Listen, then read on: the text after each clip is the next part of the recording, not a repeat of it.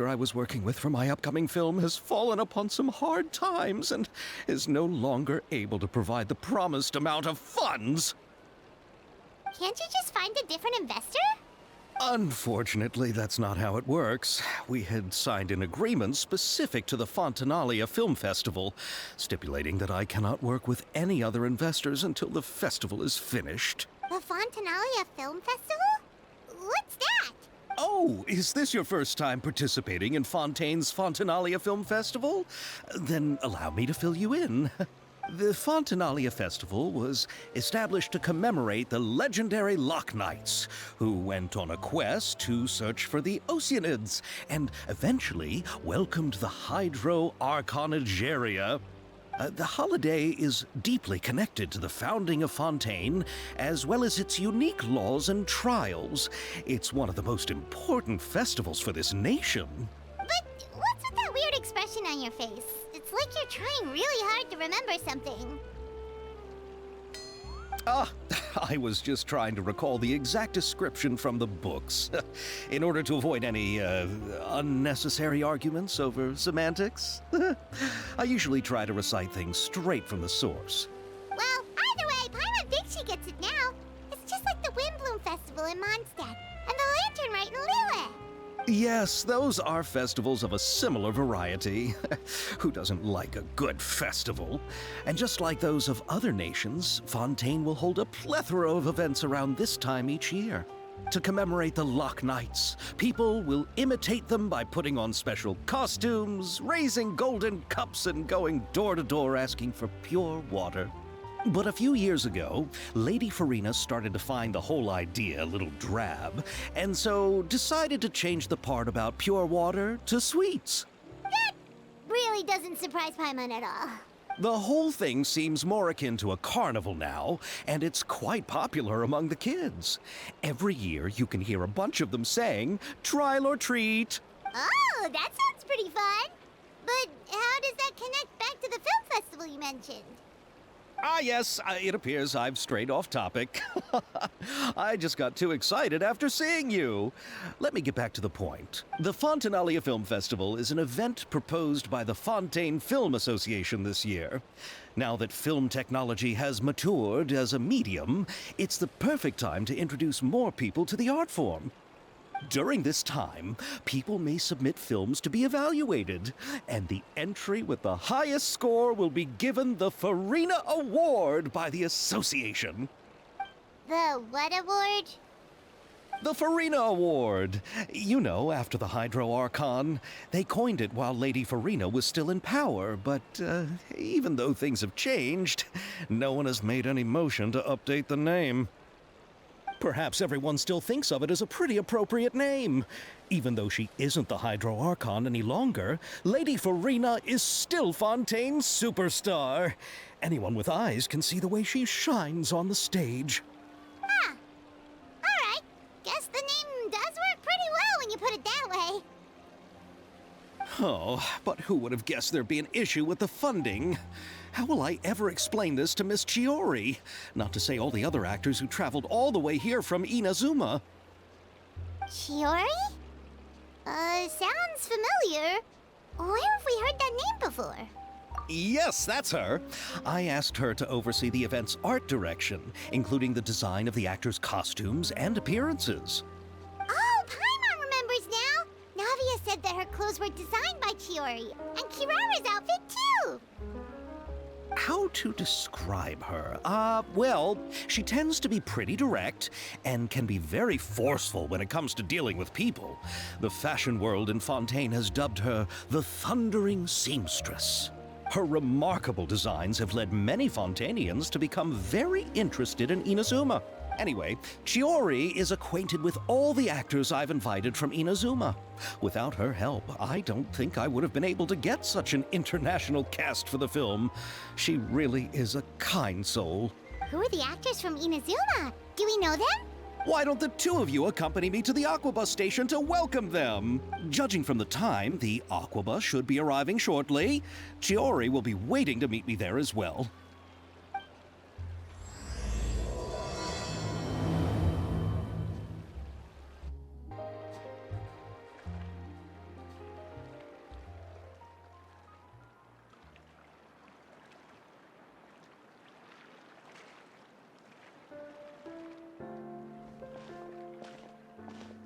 Miss Chiori?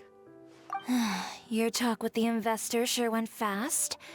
The Aquabus hasn't even arrived yet. Oh? And who are they? Allow me to introduce you. This is the Traveler and Paimon. Pleased to meet you. Likewise! We've heard the owner of Chioriya Boutique is a skilled seamstress, so it's a real pleasure to finally meet you in person. Thank you. I just wanted to make sure she wouldn't always look like a cat that had been unceremoniously dropped in a bucket of paint. So tell me, what happened? I can tell the conversation didn't go quite as expected. Well, it's like this.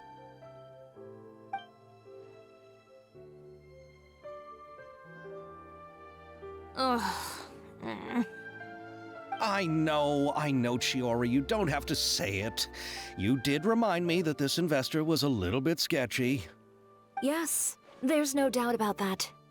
But how could I pass it up? He offered me twice as much as the others. And therein lies the problem. Yes, but just put yourself in my shoes. After obtaining such an excellent script, it's only natural that I would want to make the most of the film. The budgets that the others had proposed were nowhere near enough. It's difficult to find someone willing to front such a large amount of mora, so... Don't be sad, Xavier. We might be able to help scrounge up some more together for you. Oh, thank you, Paimon. That means a lot to me. But the cost of the film is staggering. I'm afraid that any mora we can scrounge together in a short amount of time won't even be able to cover the actors' fees. We need to move on. What's happened has already happened, and there's no changing it. But now's not the time to give up. What? You're saying that you have a plan? No, that's not what I mean. I'm simply saying I wouldn't give up just yet. The actors I recommended aren't just after mora after all.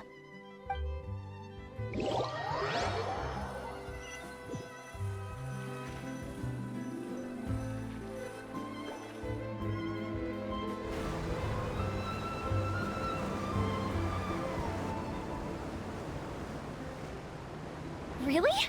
Then where do you live? We Malazines live in Marcy Village. The only way to enter is from underwater. Oh, you must be pretty tired after work every day, right? I mean, you have to swim all that way just to go home. We are so thoughtful. But some Malazines choose to live in the court of Fontaine because it's so much more convenient. This is our stop.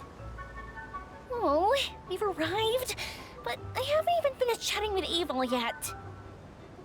I also enjoyed AEVAL's introductions to Fontaine along the way.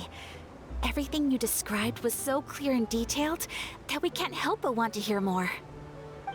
Thank you so much. I'm usually working here on this Aquabus, so I hope I'll have the chance to see you again. There are still many more places I'd like to introduce to you.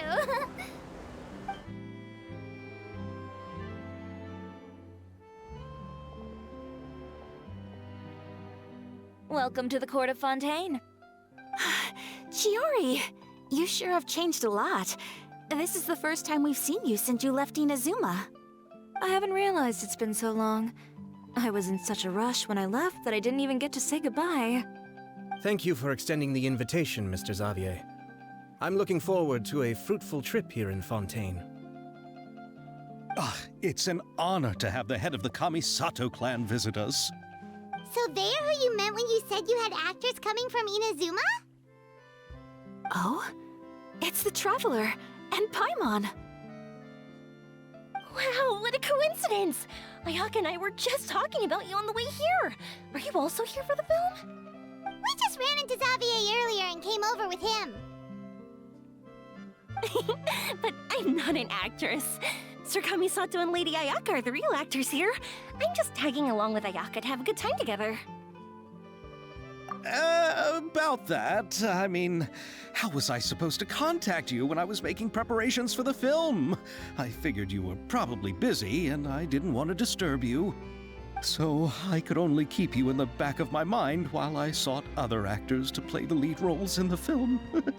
I had been thinking about a surprise reunion with you during our trip here, but you still managed to surprise me first. Oh, so you all know each other already. My, what a coincidence. What are the chances everyone could be brought together here like this? Why don't we go to Hotel de Boer and catch up over a meal? I've already made a reservation. Huh? Did you reserve 2 spots for us too? Yes, of course, of course. I'll be sure to tell the boss to serve a few more delicious dishes just to make sure there'll be enough food. Very well. Then please, kindly lead the way, Mr. Xavier.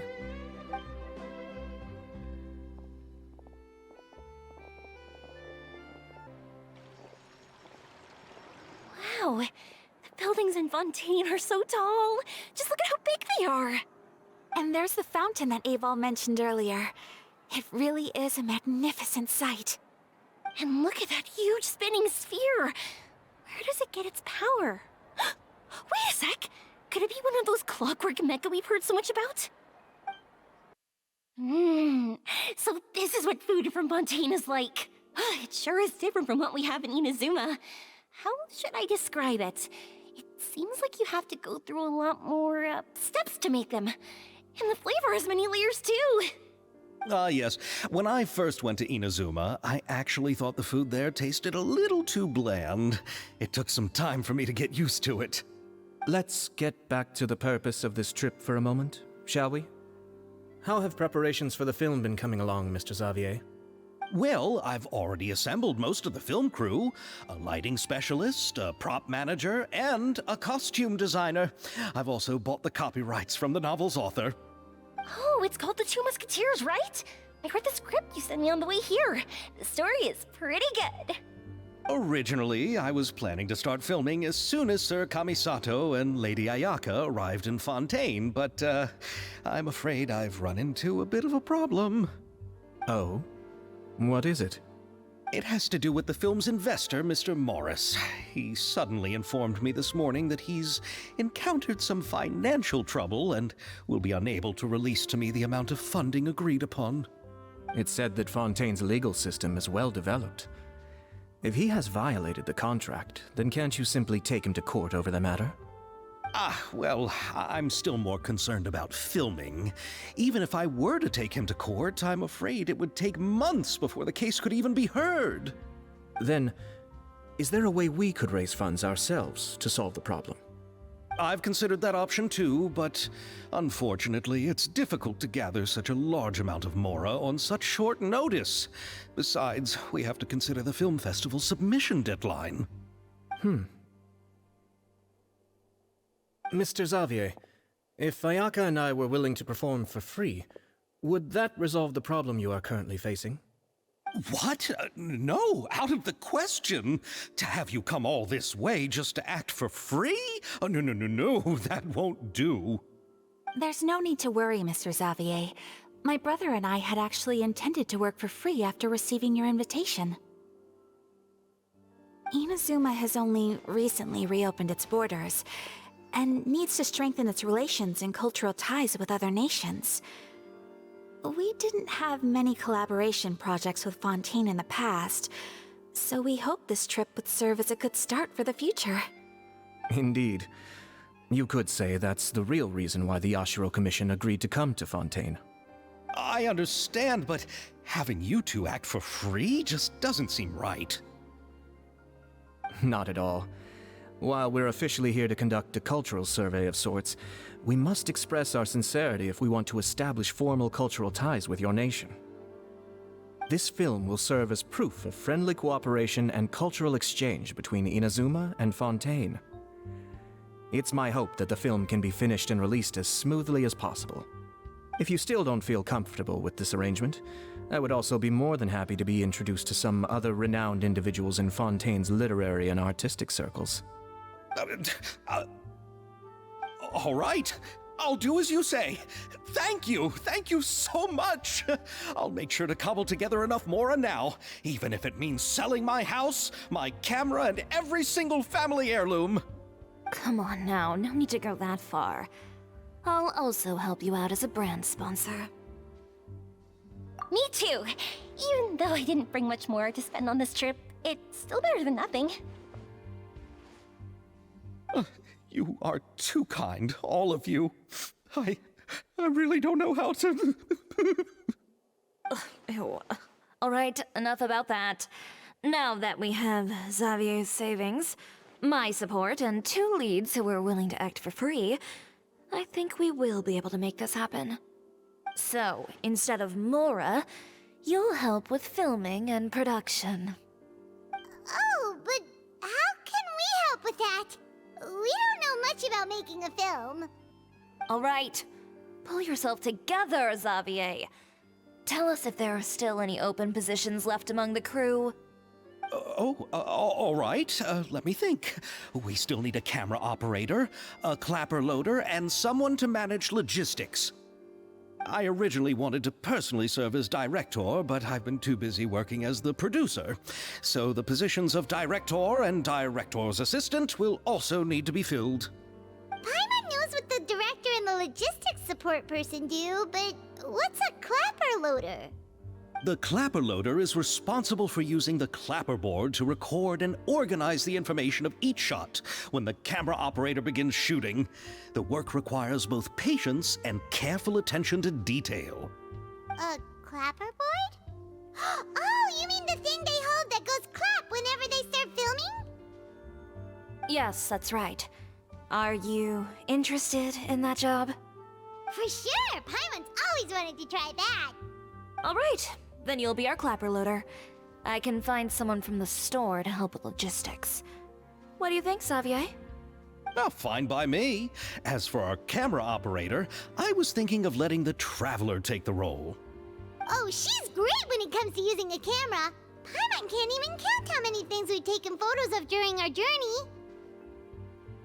Yes, that's also what I was thinking. I noticed the Traveler had an eye for photography and composition when we worked together previously.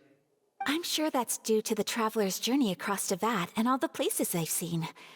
After so many adventures, using a camera must be second nature by now. What do you say, Traveler? Are you interested in the job? Thank you. It really means a lot to me. Come on, friend. Let me give you a big warm hug. So all that's left for us to find is a director and an assistant. Oh, me! I want to be the director's assistant. All we need to do is help the director, right? I can handle that. All right, then all we need is a director. Oh, all the well-known directors in Fontaine are probably also busy working on their own films these days. I'm not sure who will have time to help. Oh, Farina helped out a theater troupe recently by serving as an artistic consultant. She could be a good director, right? Besides, it's not like she has anything else to do right now. Farina?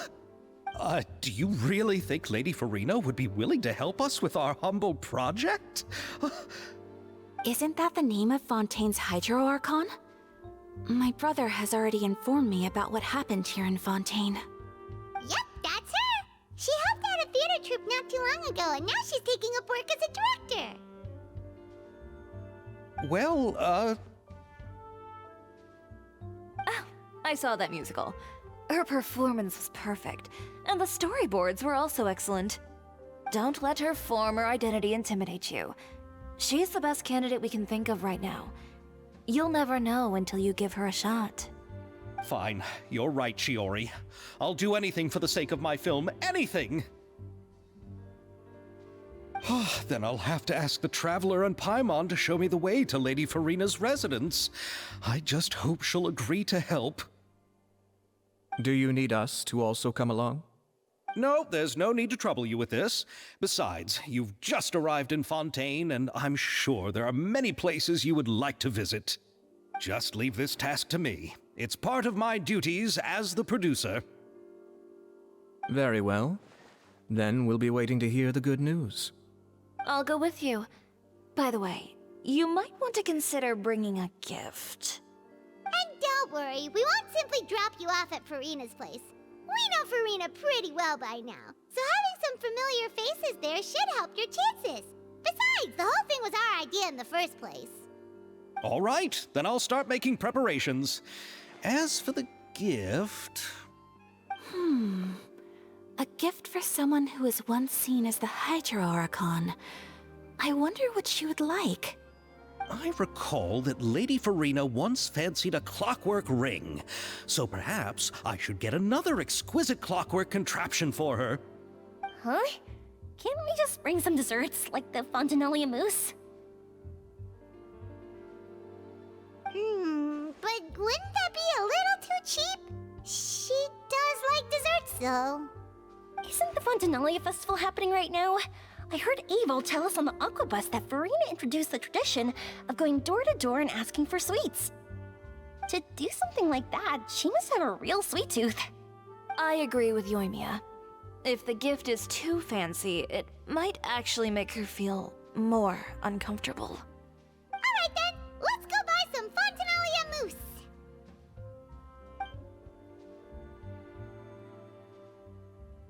But will that really be enough? We'll be asking her to do a lot of work, you know. You're right. We need to further sweeten the deal. Huh? You want something even sweeter than Fontinalia mousse? Yes, we'll need a gift that's sweeter than any dessert in the world. Well, what could that be? Your words of praise. You go ahead. No need to worry about us. Oh, I hope Farina will like the gifts we prepared. Oh, and if you still think we should get something else for her, just let me know. I should be able to make some fireworks. Looking forward to the good news. We're here! This is where Farina lives. Okay, I'll go knock on the door.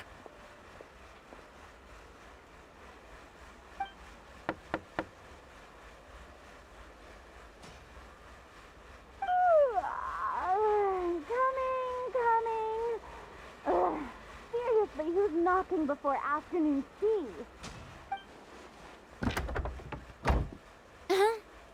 Who are you? Lady Farina, please allow me to introduce myself. I am Xavier, a film director. Hello. Oh, is that the traveler in Paimon I see behind you? And who's this? I'm Chiori. Ah, the one from Chioria Boutique. Hello, hello. So, what are you all doing here? Do you need something? Did you just get up, Farina? It's already past noon, you know. Huh? Oh, Paimon means the weather is so nice in the afternoon and the sun is so warm. Just like how you make us feel. Sleeping in late is a really smart idea. No. I was just up late last night reading some novels. What does sleeping in have to do with the weather? This is a small gift we've prepared for you, Lady Farina. We hope you like it. No need to be so formal. I'm just a regular person like everyone else now. Oh, is this Fontinalia mousse? It's one of my favorites. That's great! So, actually, there's something we need your help with. Given your renowned passion and understanding of drama, I would like to ask that you serve as the director of our film crew.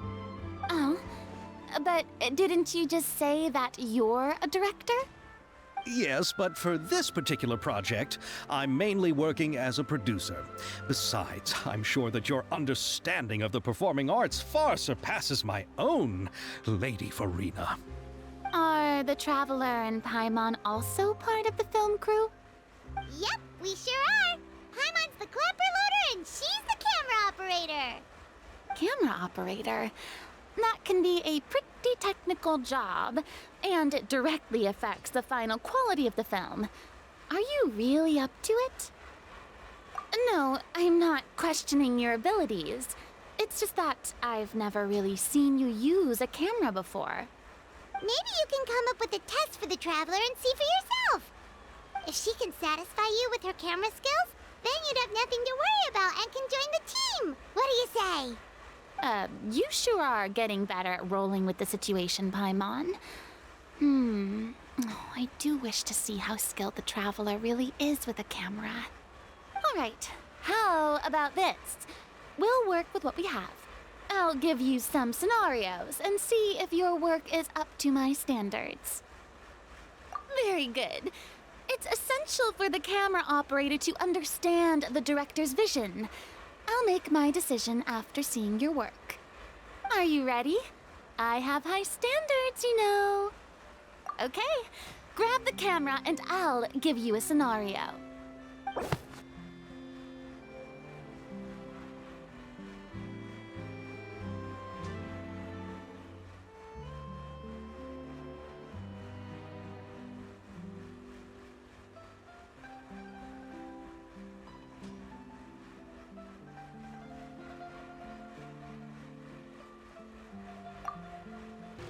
Oh, it appears that you have more skill than I thought. All the shots had a great composition, and I could really feel a connection to the characters and their lines.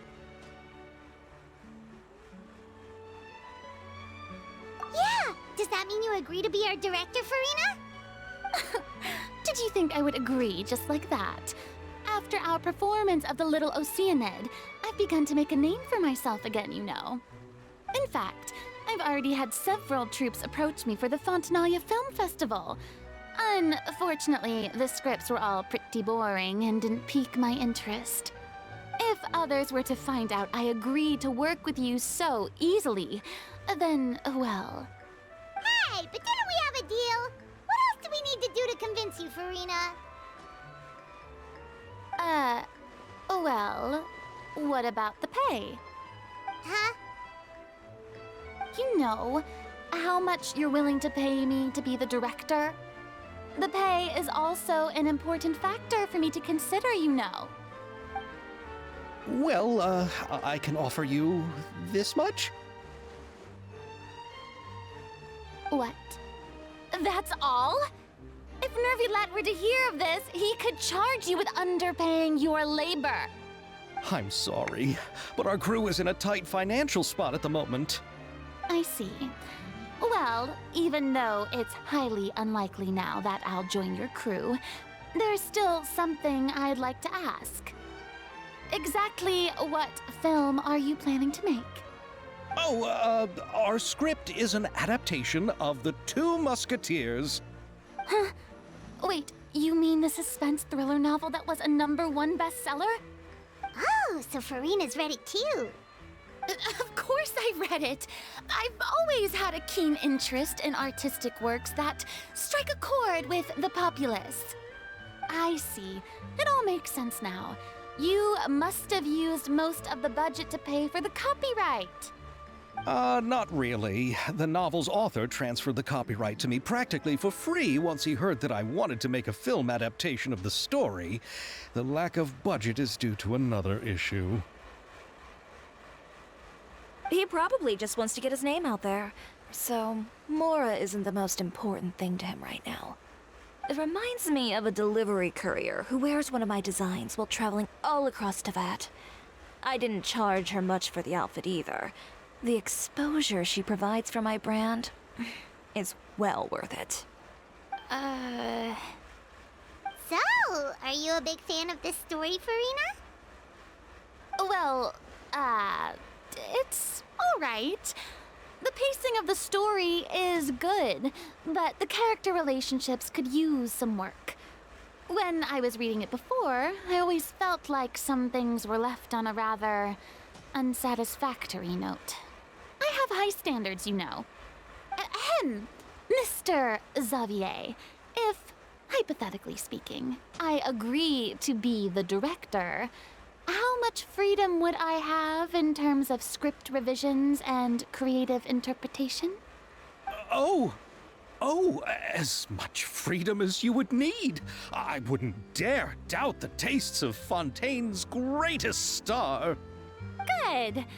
Then I'm free to alter the script as I see fit? Absolutely, no problem.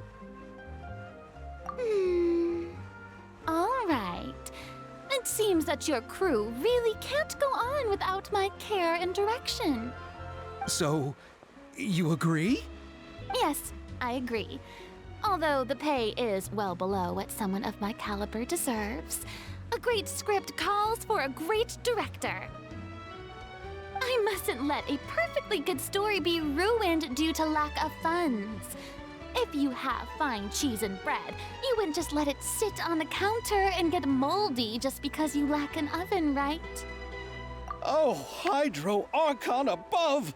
I'm not dreaming, am I? Somebody pinch me. There's no more Hydro Archon, you know. And it's still a little early to celebrate. There's a lot that goes into shooting a film. Although the trickiest tasks of finalizing the script and casting the actors have already been taken care of, we'll still need to reserve filming locations. Not to say set up lighting and props. And by the way, since we'll be filming The Two Musketeers, we'll need to find an action choreographer. Ideally, a professional who has actual experience with muskets. Yes, I've thought about this as well. I was hoping that you might know someone who could handle the job. Me? If this was before, I could have simply asked Glorand. But it's already been some time since I last talked to her. Navia can also use firearms, but unfortunately, her style is quite different from that of the characters in the story. Could we ask the Special Security and Surveillance Patrol? Oh, you mean the Special Patrol's Musketeers? Yes, that's right. They work with muskets every day. I can't think of anyone more qualified than them. They would be under Nervilette's jurisdiction. Unfortunately, I don't have any connection with them at all. So, in the end, we still have to start by talking to Nervilette. No need to go to all that trouble. I know their Captain Chevres. Oh, you do? Wait, Chiori, how do you know the captain of the Special Patrol's Musketeers? No particular reason. Running a business means dealing with some trouble from time to time, and she's helped me out on a few occasions. In return, I've helped her handle a few situations in which the Special Patrol couldn't get involved directly. So, we've gotten to know each other over time. So you're saying there's been times when the Special Patrol needed a fashion designer to handle a situation? Your work is becoming more and more mysterious. It'd be best to keep it that way. Anyway, enough about that.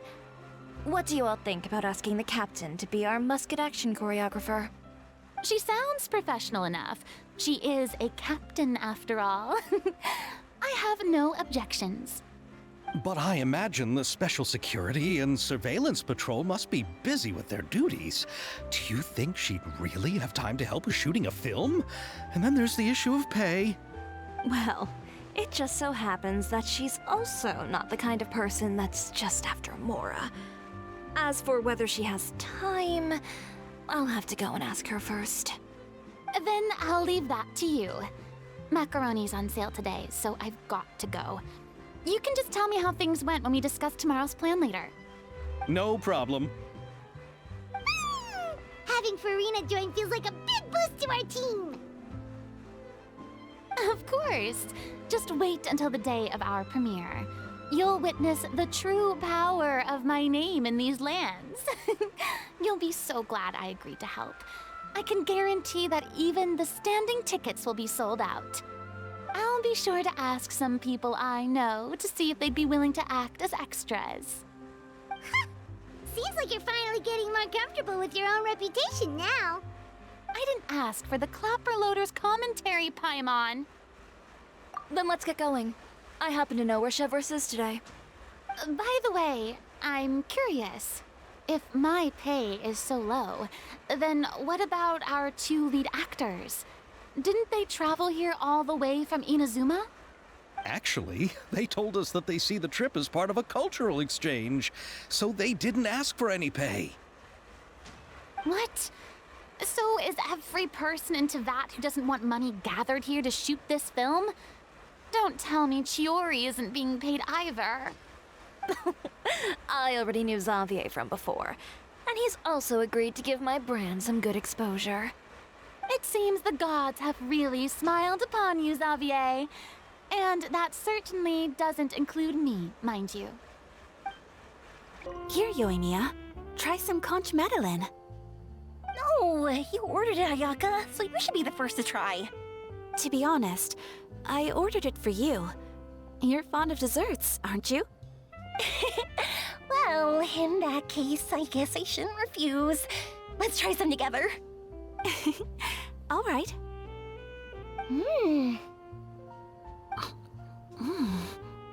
This is amazing! Oh, the texture is so soft. You can feel the super rich aroma of butter as soon as you take a bite. And the aftertaste is pure bliss. Great. I'm glad you like it. I enjoyed it too. And I really like the swirly design. I've heard that it's supposed to look like a barrel conch. I've never actually seen one myself, but now I'm really curious about what it looks like. Hey, Ayaka, when you can find the time, would you like to go search for one underwater with me? All right. Why don't we go right after this? Great! Then that's a plan. There are so many places I'd like to visit with you. Indeed, Monsieur Neuvillette. I'd very much appreciate hearing your thoughts on everything we just discussed, including my initial proposal and the general direction of our potential cooperation. Your proposals are reasonable and quite well thought out. Your sincerity and wish for our mutual success was evident in your words, so there's no need to be so modest. Thank you. So, what's your decision? If you're asking for my personal opinion, I'm willing to cooperate in full based on my own opinions and my impression of Inazuma's culture. However, Fontaine doesn't run simply based on the feelings of one individual. I'm sure Inazuma must be the same. Everything must be done in accordance with the regulations that are in place. Yes, of course. I will submit a written proposal outlining the details of our potential cooperation to the Palais Mermonia within a week. And I look forward to hearing from you. Oh, how lucky I am to have so many kind-hearted people assisting me. Yeah, just watch your step now. Everything I've been through is starting to pay off now. There finally is a light at the end of the tunnel. Ah, I see it now. What lies before me is a whole world of hope. No, what lies before you is the fountain. I hope you can start seeing clearly, or you'll end up taking a dip in it. Ayaka! Yoimiya! You're already here! Good morning. Xavier said yesterday afternoon went well. Yeah, and how about you, Ayaka? What were you up to yesterday? After we split up, Ayato went to see Udex Neuvillette at the Palais Mermonia. I was originally thinking of going with him, but he said he could manage it himself. He told me to go see the sights around Fontaine and to enjoy the local culture. So I rode the aqua bus with Yoimiya and visited the Opera House on Aranias Island. Yeah, you wouldn't believe what we saw there! 2 mechanical puppets that were dancing together! You've already seen them, right? Yeah, those two! Amazing, aren't they? We sat and watched for quite a while. It was mesmerizing, like we could keep watching them forever. Oh, it was the same for us the first time we saw them, too! Afterwards, we went swimming at the beach! Well, diving, to be exact. It was the first time I ever breathed underwater! I held Ayaka's hand and we counted down together. 3, 2, 1, and then splash! We were beneath the waves. At first, I didn't dare to open my mouth. But once I couldn't hold my breath any longer, I decided to take a big breath in.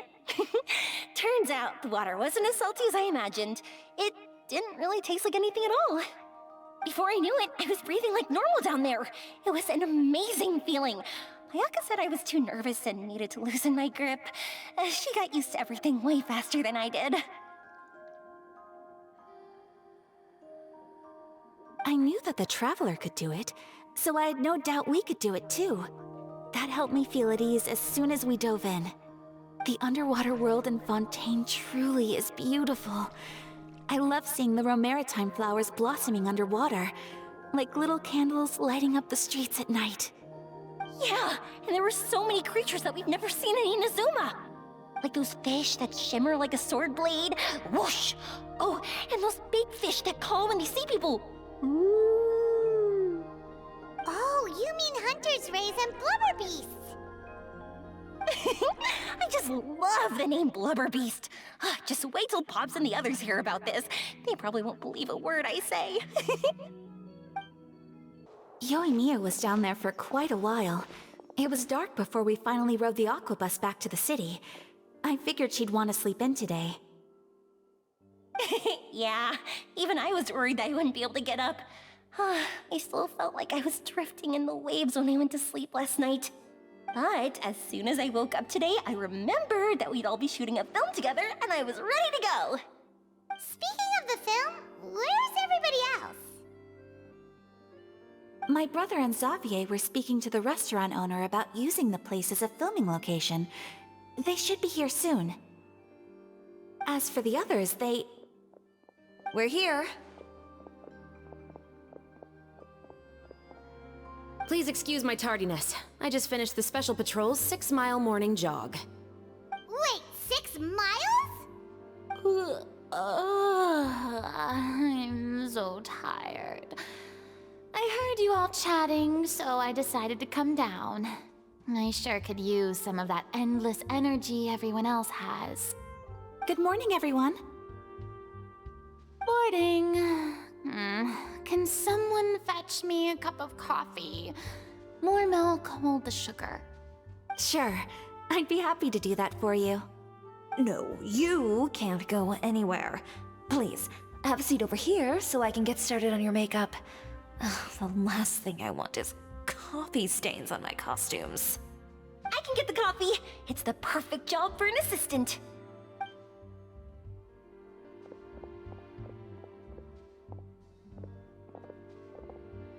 So much energy. Seriously, what's her secret? Oh, Yoimiya's always like that. But you sure look exhausted, Farina. It's because you're not used to waking up so early, huh? Of course not. I spent the whole night reading the novel from cover to cover, marking sections that either need to be omitted or adapted. Wow, Paimon didn't expect you to be so thorough. Well, I was the biggest star in all of Fontaine after all. It takes more than just a pretty face to earn a reputation like that. I know how to get serious when the situation calls for it. I went all out when I was acting as an Archon, so why wouldn't I do the same for my own life? Here's your coffee, Director Farina.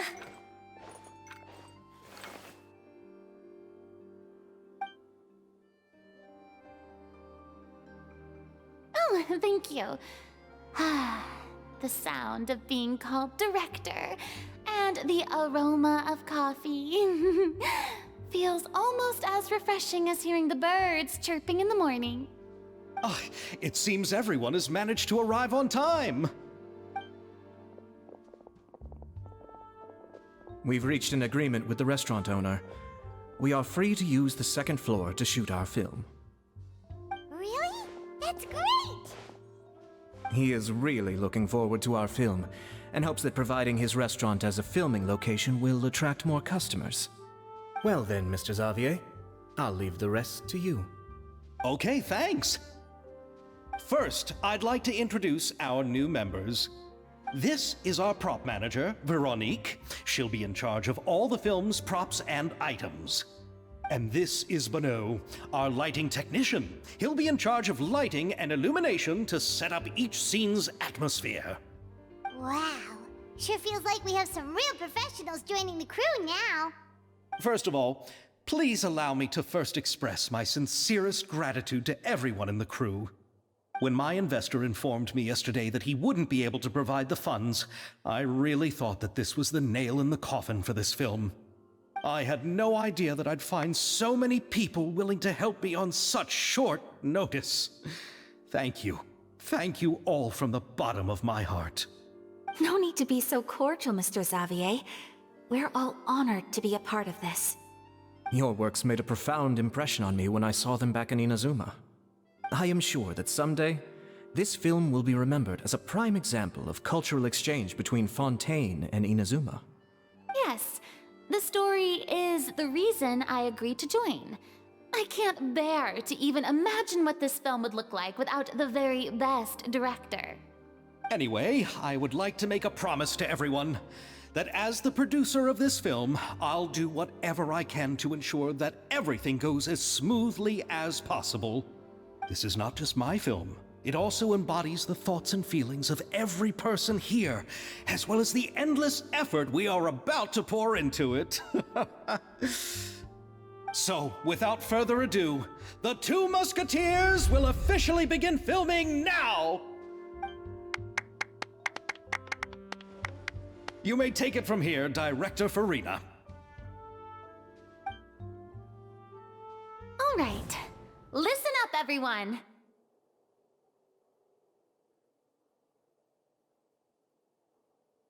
The first scene takes place when the two young musketeers are living at the Baron's home, still unaware of all that is about to happen to them. We'll need props and lighting to set the scene. Our lead actors can go get their makeup done, and extras, please take this time to go over your positions. Whoa. Seems Farina's really kicking things into gear as the director. Is everyone clear? I don't want anyone traipsing around the set like umbrella finches.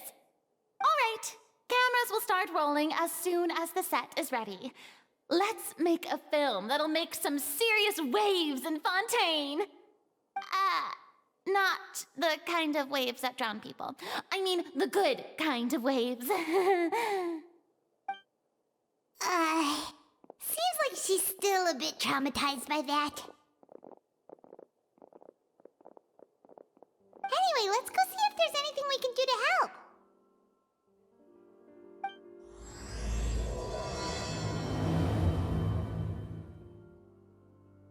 How about here?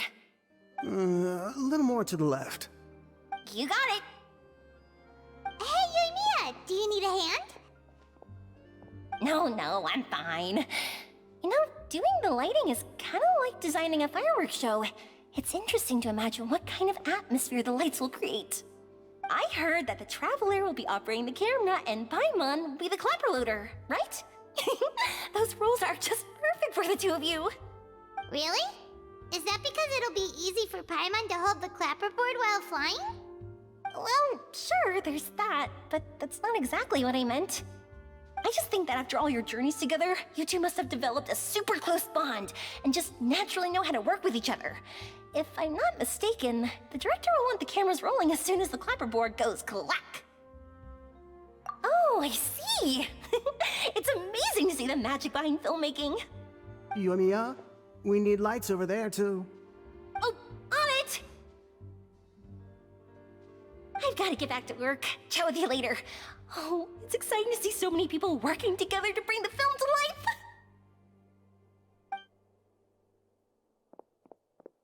Seems like Yoimiya's really getting into it. But she was right. We do have a super close bond, don't we? Paimon's really happy to hear that. Ah, so this is what a musket looks like. Not exactly. I don't need any help here. Why don't you try asking someone else?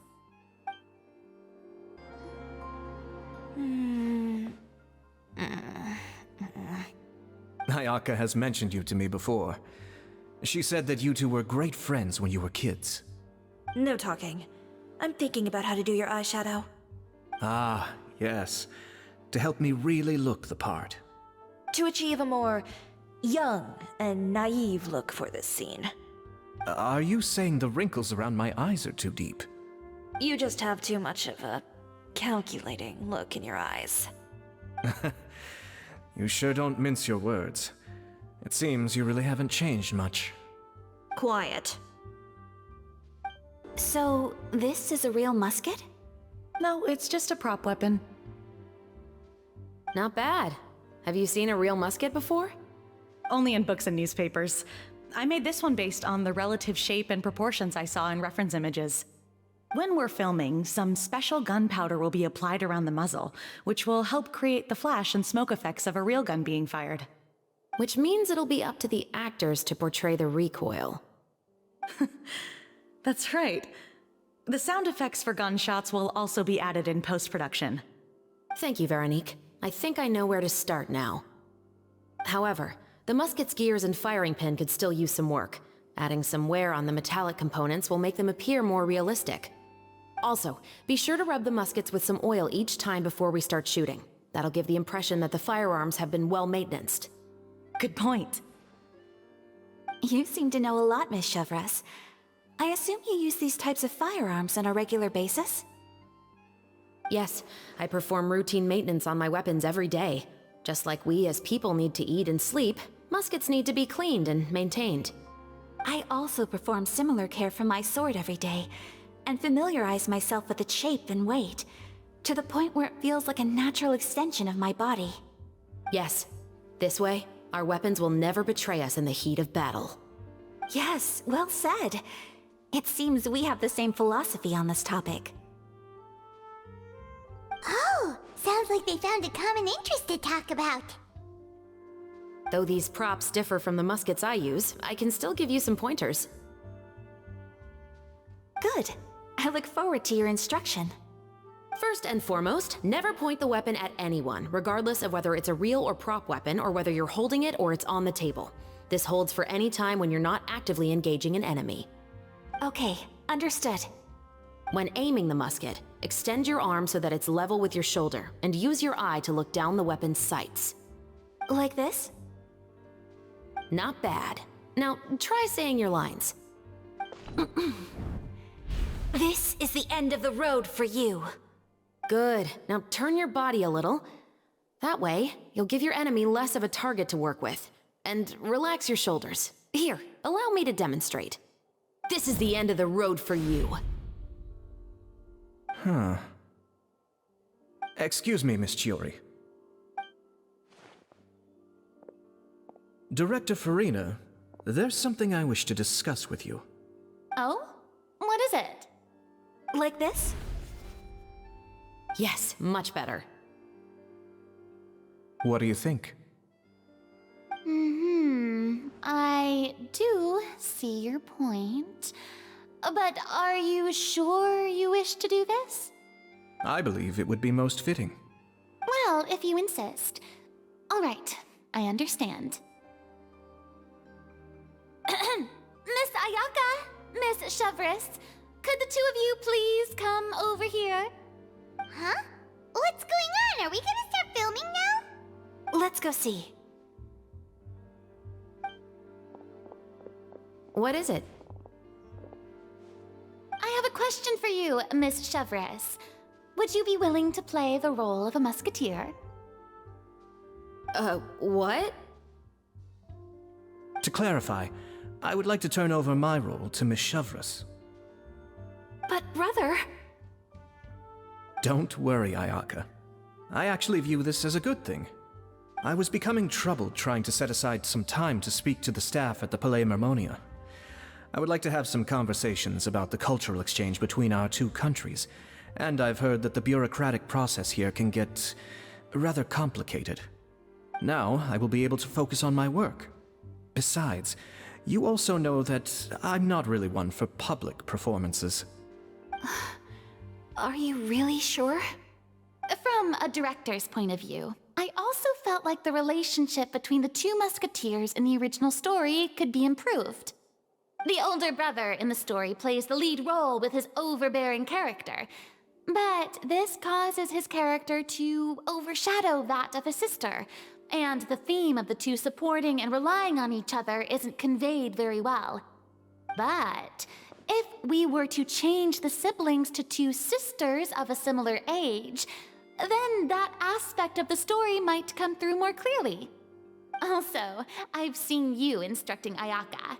That cold and dignified personality is exactly what we need for the older musketeer. Of course, even with all these insights, the decision should still be made by Miss Chevres. Chevres mentioned that she really likes the story, right?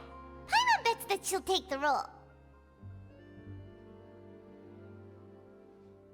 All right, I'll take the role. Good! It's decided then. I'll get started on making edits to the script. We'll also need to make some immediate adjustments to the lighting, props, and costumes.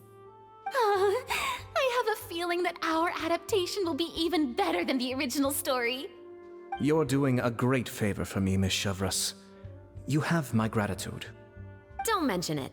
I like this character, so if anything, I should be the one thanking you. Well, since my brother is the one who brought up the idea, I suppose there's no need to worry. Let's go, Miss Chevreuse. I look forward to working with you. Please, just call me Chevreuse.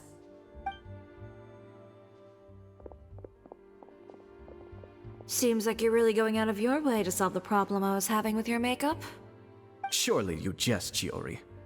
I assure you that I was mostly motivated by a desire to spend more time on formal business.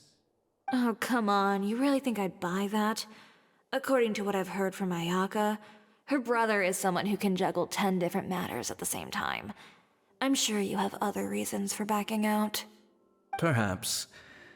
Ayaka always said she wanted to go out and see more of the world, just like the Traveler. But I feel that she needs not only to see other nations, but also to make some different kinds of friends. I think it would be harder for her to make new connections with me constantly by her side. I would like to give her some space. All right, go on. Spoil her some more. Ayato! It's too bad you're stepping down from the role. Paimon really wanted to see you act as a musketeer. No need to poke fun at me. I'd wager that you also felt that I wasn't the best candidate for the role. It's a little hard for Paimon to imagine you saying those lines. Yes, I've made an appointment to meet some people from the Palais Mermonia.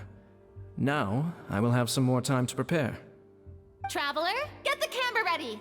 Paimon, get the clapperboard. Actors, to your positions. We're about to start shooting the first scene. Go on now. And please take good care of Ayaka. Yep, don't worry. Thank you. I look forward to seeing the film when it's finished.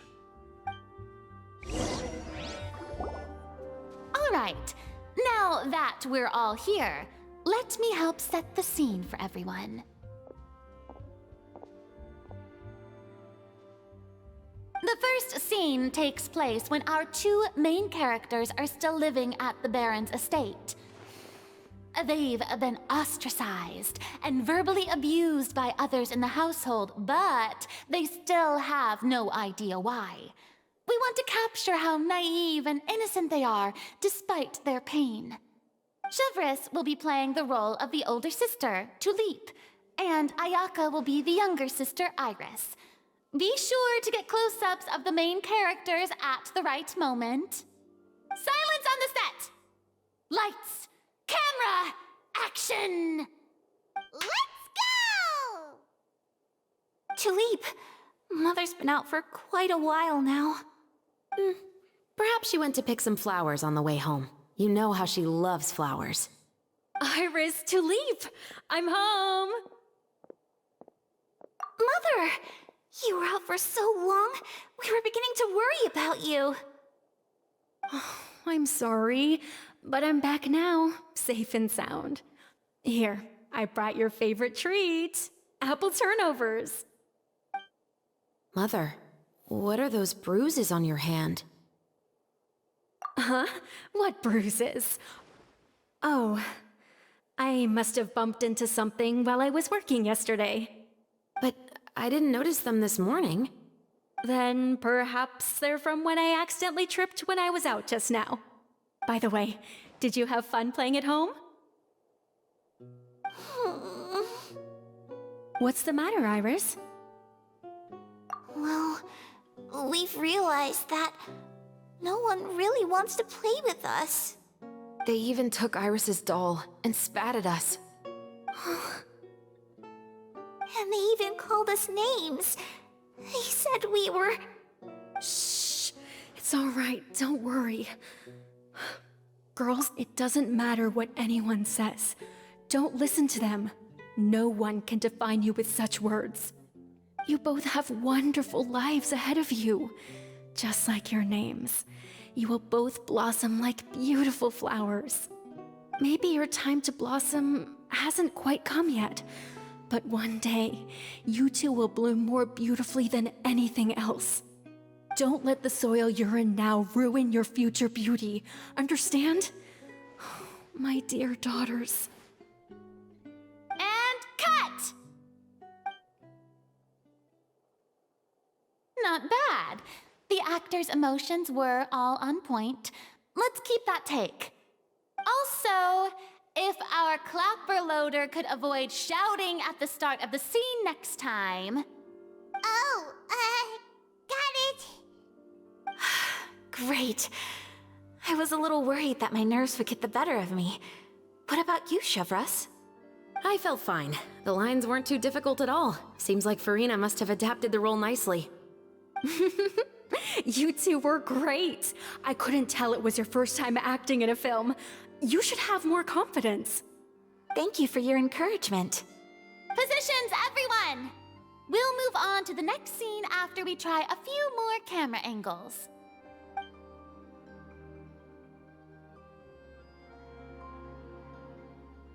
This scene is when our two characters return home, only to discover their mother has been murdered. Ready? Lights! Camera! Action! Mother, we're back! Mother?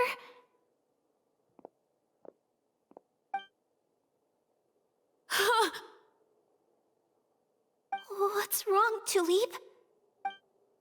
Iris, stay away! Huh? Why? What's... Mother!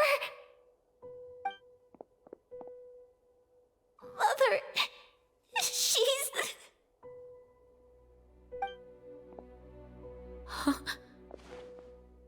There's poison in this cup. Huh? I could have sworn I've seen this kind of cup before. Those aristocrats. They didn't even try to cover up their actions.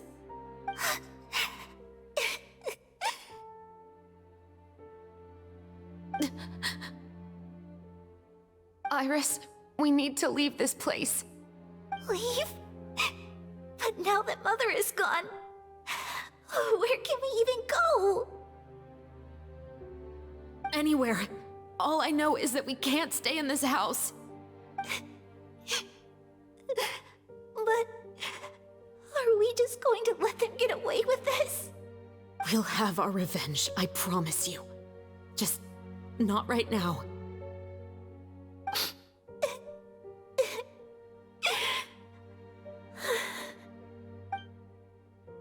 Come on, let's go.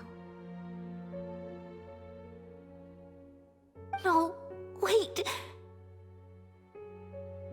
We can't just leave Mother here like this. At least let me leave this rose with her.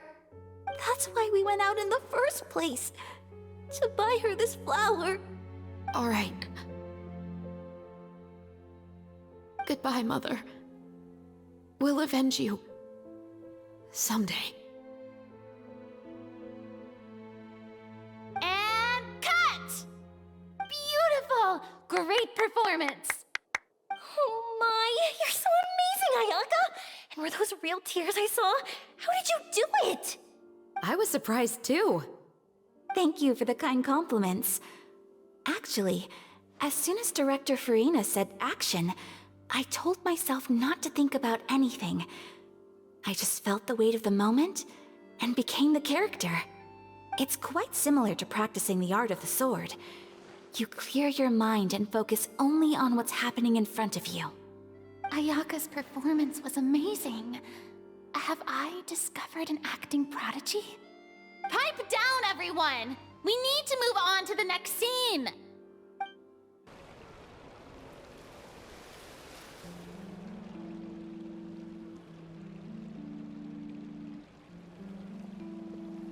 Huh? Are we done already? But Paimon wants to keep playing with the clapperboard.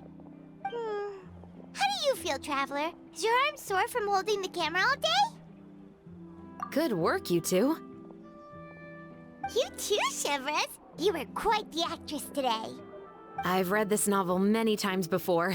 I have a good grasp of my character's mindset. Anyway, do you remember my request from yesterday?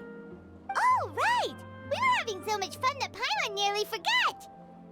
You have a case where the murders seem really similar to the cases in the novel, right? So, how are they similar exactly? In the story, the main characters grow up to become two musketeers, always using their guns to carry out their revenge. And on each of the victims, they place a rainbow rose as a signal that they've returned. Yes, that's correct. We found rainbow roses just like in the novel. Seems like you're connecting the dots now. Oh, that does sound pretty concerning. Especially after seeing the script today. Ooh, now Paimon can't stop wondering what kind of ulterior motive the murderer might have. What do you think, Traveler? You're smart. Paimon wants to hear your thoughts. Good. On behalf of Fontaine's Special Security and Surveillance Patrol, thank you for your dedication to justice. There's no time to lose. We should start investigating right away. Follow me. Huh? Right now? Well, we just got done filming all day. Paimon's so tired. The most valuable intel always comes after nightfall. They are like small, remote islands in the middle of the sea. If you don't stay vigilant, you will pass right by them in the fog. That's how one of my favorite books always puts it, at least. So, where are we going right now? Let's start by checking out some workshops that sell mechanical components. If the culprit is making their own weapons, it's very likely that they'll visit those sort of places. Welcome to Le Show's Clockwork Workshop. How can I help you? Hello. I'd like to know if anyone has purchased some special components lately. Special components? Sorry, could you be more specific? I mean the kind of components that aren't typically used for clockwork toys, but for firearms. Huh? For firearms? No, we don't sell those sort of things here. Don't misunderstand. I'm not here to cause any trouble. We are merely investigating a case, and we're hoping that you could cooperate. Well, to be completely honest, I'm not even sure what kind of components that would entail. Has anyone ever purchased components here as an individual rather than on behalf of an organization? We have a lot of customers who buy toys, but those who buy components are all regular customers who buy in bulk on behalf of their organization. Is that so? I understand. Thank you for your cooperation. You're welcome. It's the least I can do. Oh, hey, Chevres. Run out of oil for your musket again? Hello, Estelle. I want to know if anyone has come to your shop recently to order some firearm components. Oh, is this another case? Let me think. I don't think so. Some people have requested that I make some prop guns for the Fontinalia Film Festival, but I refused all of those requests. Oh? Why's that? Because there's no profit! I only make things here that can do some real heavy lifting. I don't have the energy to make some new molds just for the festival. Then has anybody come specifically looking for mechanical components? Well, I usually sell off my scrap to the Fleuve Cendre. I don't typically give them to one specific person. I understand. Thanks for your cooperation. Don't mention it. Always happy to have the Musketeers' patronage. Seems like we haven't found any leads to go off yet. Yeah, unfortunately. All right, let's head to Fleuve Cendre next. Huh? Are you sure? People might not be so thrilled to see the captain of the special patrol there. You think so, huh? Then I guess you don't know. Huh? Know what? That I grew up in Fleuve Cendre. It's been a while, Tetro. Please, just get on with your request. I want to know if you've heard anybody talking about muskets lately. Information isn't free, you know. I've heard that bandits have been extremely active in the countryside recently, and they've been affecting the delivery of goods to Poisson. I can allocate some more manpower to help out with that problem. What do you say? You're still as helpful as ever. One of our men got drunk at dinner about a month ago and lost his gun. 3 days later, it turned up in the corner here. What's weird about that? He just forgot where he put it, right? This is Fleuve Cendre, my friend. Anything of value left in the tavern won't ever make it to the next day. But that gun turned out to be an exception. It didn't get any new wear and tear on it, and didn't even appear to have been fired. We were quite mystified as to what could have happened. I suspect it came back because the weapon was already known to the guards. You mean, a criminal was afraid the Marechaussee Phantom would use the shot marks to track them down? Maybe. But if that's the case, the culprit really took great care to avoid getting caught. I didn't say anything about a criminal.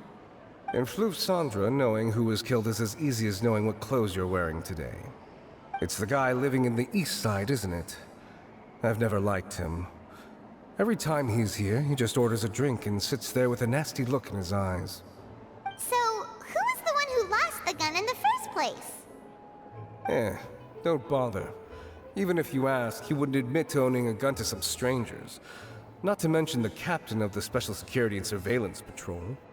He's right. I know you grew up here, Chevreuse. Even though you're on good terms with the Spina, you've still been gone too long.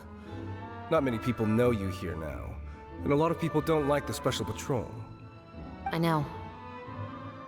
So take my advice and don't show your face too much around here. It's for your own safety. I'll come and go as I please, and I'm afraid I'll be appearing more often due to my work. All right. Don't say I didn't warn you. Hello, I'd like to ask some questions. I don't know anything.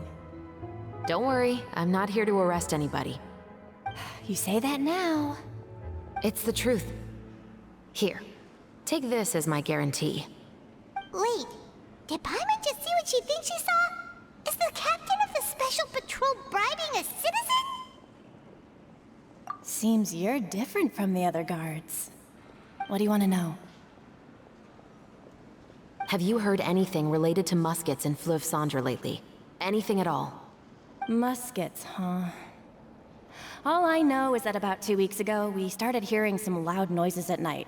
So loud that it's been waking me up. Were they gunshots? Possibly. It's hard to tell around here. Someone's house collapsing, a pipe exploding somewhere, it's all the same. But the noises I'm talking about definitely happened after I fell asleep. Do you know where the noises were coming from? I don't remember clearly. Is it that you don't remember, or that you need to think about it some more? You tell me. Then please, think about it some more. She's giving her even more! The noises came from the end of the Southern Waterway. I came out and had a look for myself when I wasn't sleeping well, but I didn't dare get too close. That's all I know. All right, I'll take your word for it. Thanks for the pâte de fruits.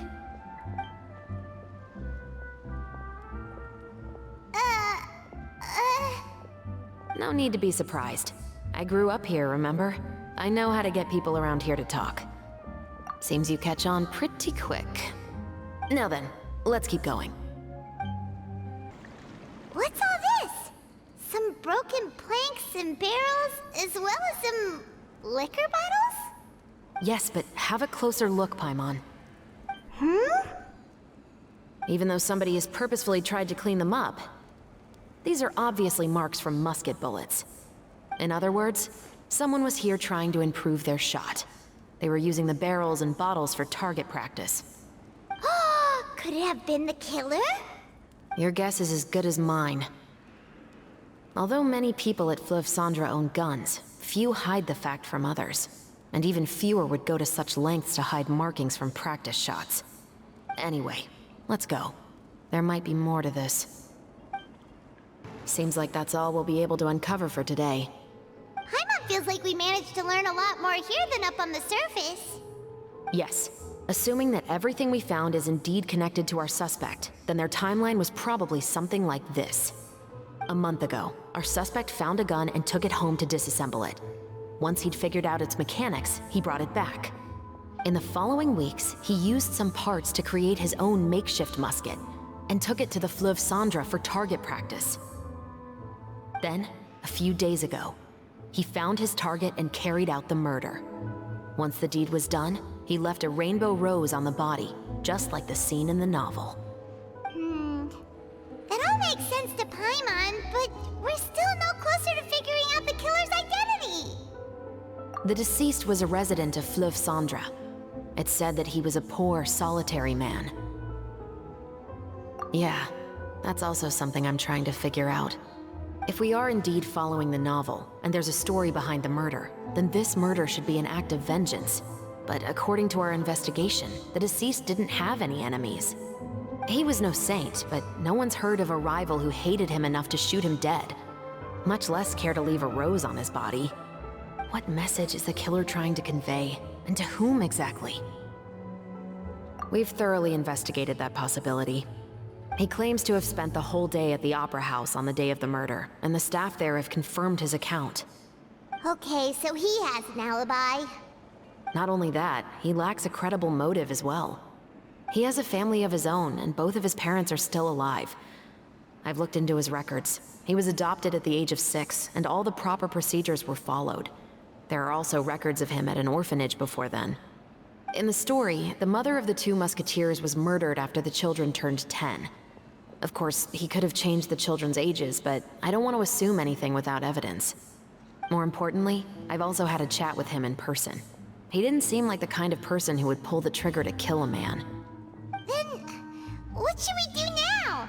We have all this new information, but it doesn't help us move forward. Investigations take time. I didn't expect us to catch the culprit in just a single day. How about this? Let's spend the next few days filming with the crew. We can continue the investigation once we're done with the film. I'm sure that given time, new leads will present themselves. Wait, but weren't you saying intel is like small, remote islands in the middle of the sea just a moment ago? Wouldn't you just miss them if you were to stop looking? Ah, but the book had more than one reference to the islands, Paimon. Oh? What else did it say then? As long as you spend enough time sailing through the fog, you'll eventually come across an island.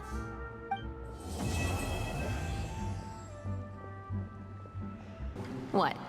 Never thought that the captain of the security and surveillance patrol could come from the Fleuve Cendra? You mean rising through the ranks? It was a struggle, for sure. But as long as you can distinguish yourself through your accomplishments and skills, you'll eventually be recognized for your worth. If you look at it another way, my life at Fleuve Cendra has actually taught me a lot of valuable skills. Skills like how to barter with criminals or how to think in their shoes. Of course, I'd appreciate it if you could keep this a secret between us.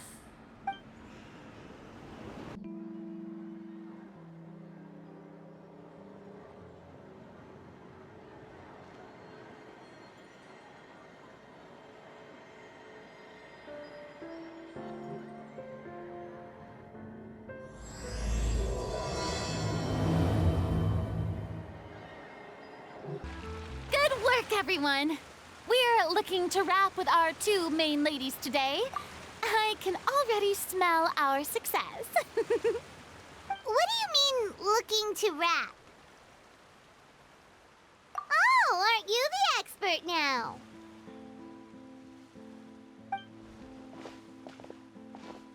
This upcoming scene is the 2 musketeers' final confrontation with the Baron.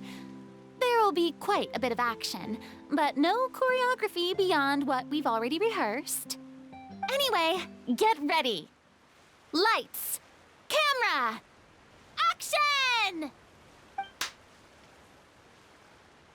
The view is beautiful tonight. It reminds me of that fateful night 10 years ago. And now that I've said it, I can even make out the faint fragrance of herbal tea in the air. Enough, villain! It's time that you pay for the death of our mother! My dear Iris, have you forgotten your manners? How can you speak like this to your own father? I'd sooner swallow all of my teeth than call you father. What did I expect? Seems the daughters have turned out to be just as obstinate as their foolish mother. In this world, Mora and status is everything. She thought she could blackmail me using her children and force me to grant her recognition and concessions? Ah, how naive can a woman be? Mother never asked a single thing of you. All she wished was for us to live a peaceful life, just like the others. It was you who personally brewed the poison of prejudice and sent Mother to her death. Compared to that deadly poison, the 2 bullets that will soon pierce through your heart will be like sweet mercy. And that's exactly why I said you're just as naive as her. Did you really think 2 muskets would be enough to defeat me? So let's see. What is stronger? Mora and power, or the 2 muskets in your hands? Get them! Tulip! There are too many of them! It'll be okay. We'll cover each other, Iris. And Mother will be watching over us, too.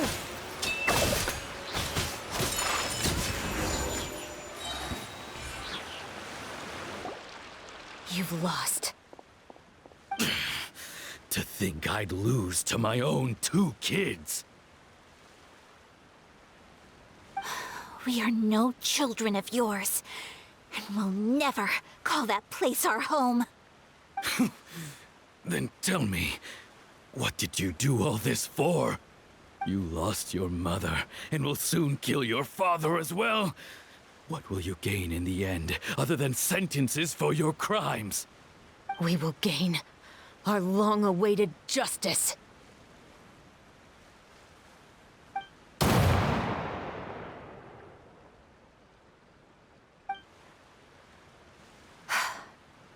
It's over. Finally, it's over.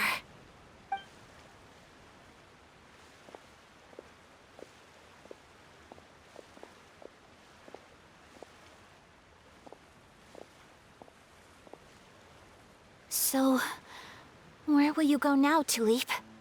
I'm not too sure, Iris. Maybe somewhere with lots of flowers? After all, Mother always did love going where the blossoms were. What about you? I want to go visit Mother's grave. Yeah, that's not a bad idea. Huh? Tulip, look! What is it? It's Mother's favorite, the rainbow rose. Look, it's blooming again.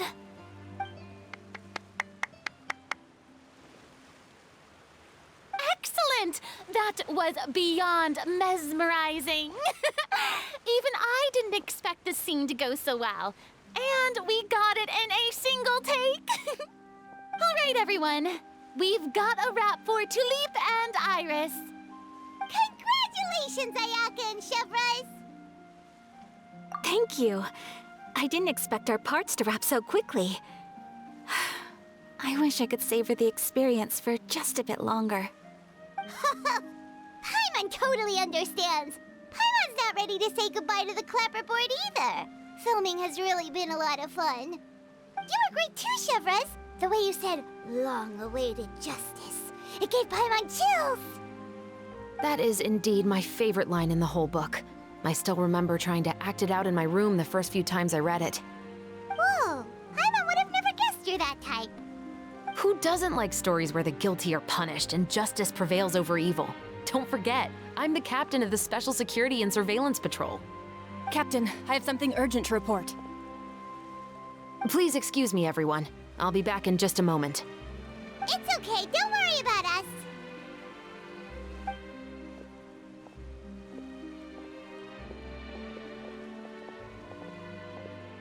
Oh? Was she whisked away by work already? I was just about to tell her how great she did.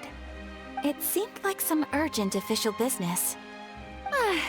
Then perhaps we should thank the stars that we were able to wrap both of your parts so quickly today. switching around the filming schedule would have been a real pain. Anyway, I actually came over to let everyone know that we're all done for today. You can go home and get some rest.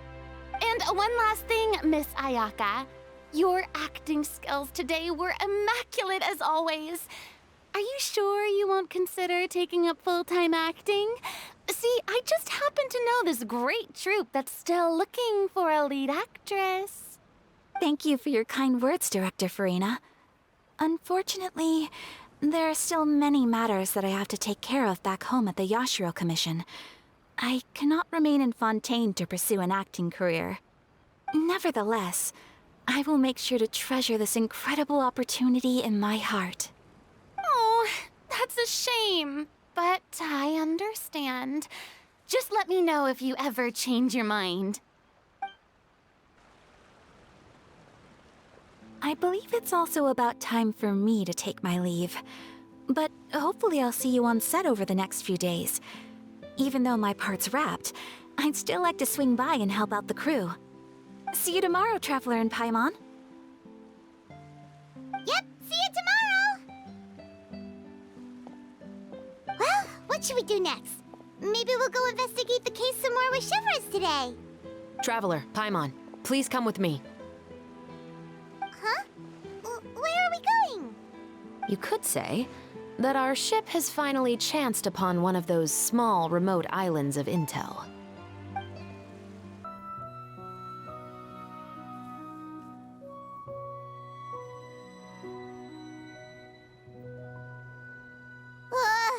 Paimon's exhausted.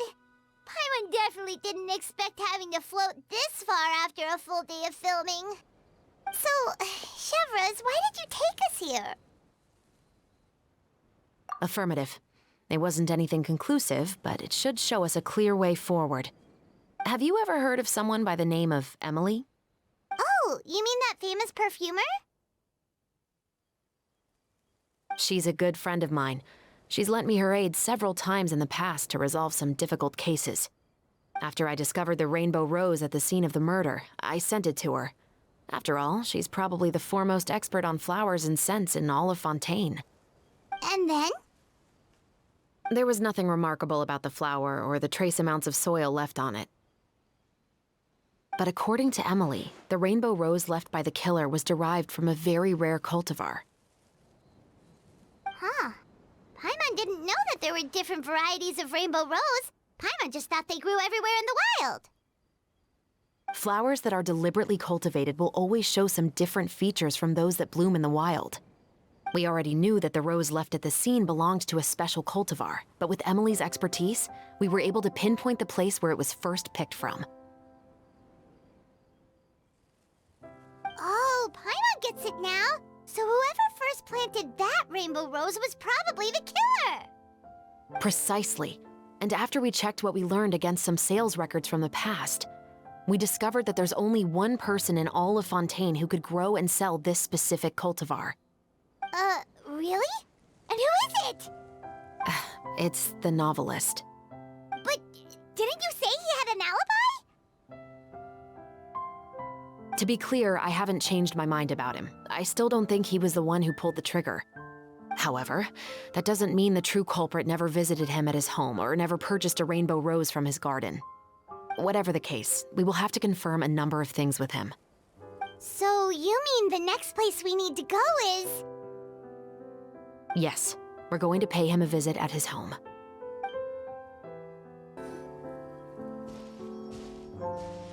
That should be his house. There are so many Gardamex stationed around the place.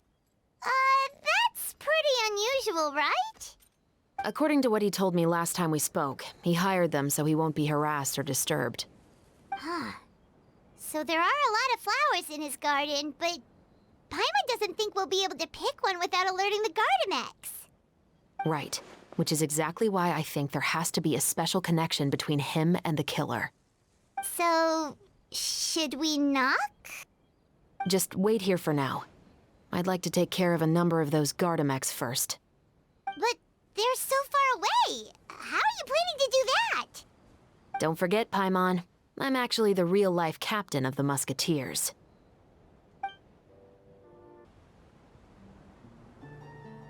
All clear. Let's go.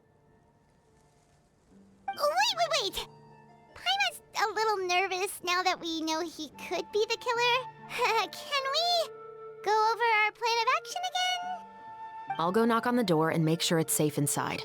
Once we're sure that we're in the clear, I'll ask him to come with us for a quick round of questioning at the guard's headquarters. But can't we just arrest him? We still have no evidence that he's the killer, or that he lent the killer any direct aid. Still, it would be appreciated if you could pick a rainbow rose from his garden for me while I'm talking to him. It'll help the Marechaussee Phantom confirm Emily's theory. Sure, no problem. Just be careful, Chevreuse.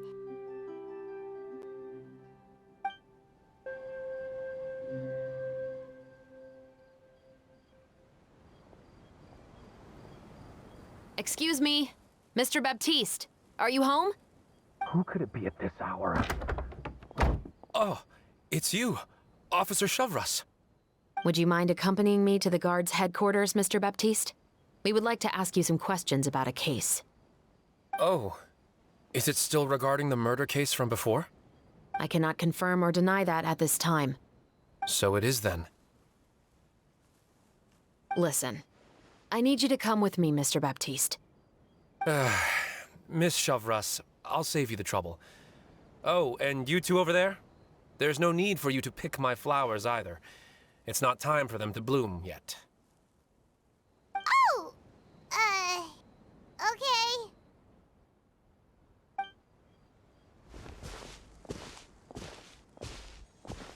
By saving me the trouble, you mean... I will confess. I was the killer. Huh? He just admitted he's guilty! Please relax, everyone. I'm not armed. The musket you're looking for has been buried in my backyard. Then it's my responsibility to inform you, Mr. Baptiste, that everything you say right now will be used as evidence for the inevitable trial. Yes, I am perfectly aware of that. I must say, I hate this feeling. Oh? Is it because I confessed? Or because you've been proven wrong? Both, I suppose. For the same reason as the one I wrote out in my novel, of course. I did it to exact revenge. I know you haven't figured out the link between the two of us. Had you done so, I'd have been taken away to the headquarters a long time ago.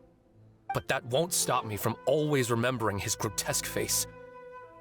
After all, he was the one who killed my mother. Your mother is still healthy and well. You know, I was adopted as a child. I was referring to my birth mother. That was never recorded in the orphanage's records. Please forgive a 6-year-old child for concocting some lies to protect himself after watching his mother die right in front of him. So, your novel, it was like a record of your life? No, of course not. It was a work of fiction with many embellished parts. But I am indeed the illegitimate son of a wealthy and influential man who abused his power to murder my mother. That part was 100% real. But the man you killed didn't have a mora to his name. He was a hired assassin. An irredeemable beast who sank his fangs into a defenseless woman just for a few bags of mora. But if that's really the truth, you wouldn't be telling us any of this now. You still haven't managed to take revenge against your father, the true mastermind behind it all. I never thought I'd hear that kind of thing from the captain of the Special Security and Surveillance Patrol. I'm simply skeptical about your motives. It's simple, really. I've grown tired of everything and don't want to shoulder this burden anymore. You may have considered me too soft to pull the trigger. Well, as it turns out, you are exactly right. I've become overwhelmed by the aftermath of the murder. So you're going to call a stop to your revenge, just like that? The true mastermind is too rich and too powerful for me. I've accepted that I will never be able to avenge my mother alone. And so what? The characters in your book never gave up? Now, Officer Chevreuse, I'm the one who has killed a man, aren't I? Are you trying to convince me to commit another crime? What's your father's name? How do you plan to prove the veracity of all of your claims? Well, I'd like to speak with you privately. Sure. Why don't we speak privately at the guard's headquarters? No, it has to be here. I must ensure that we won't be overheard. Fine. Let's talk here. When I said won't be overheard, I meant by anyone. I would like to speak with you and you alone.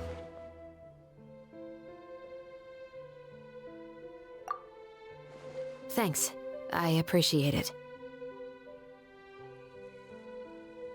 Please stay safe, Chevres.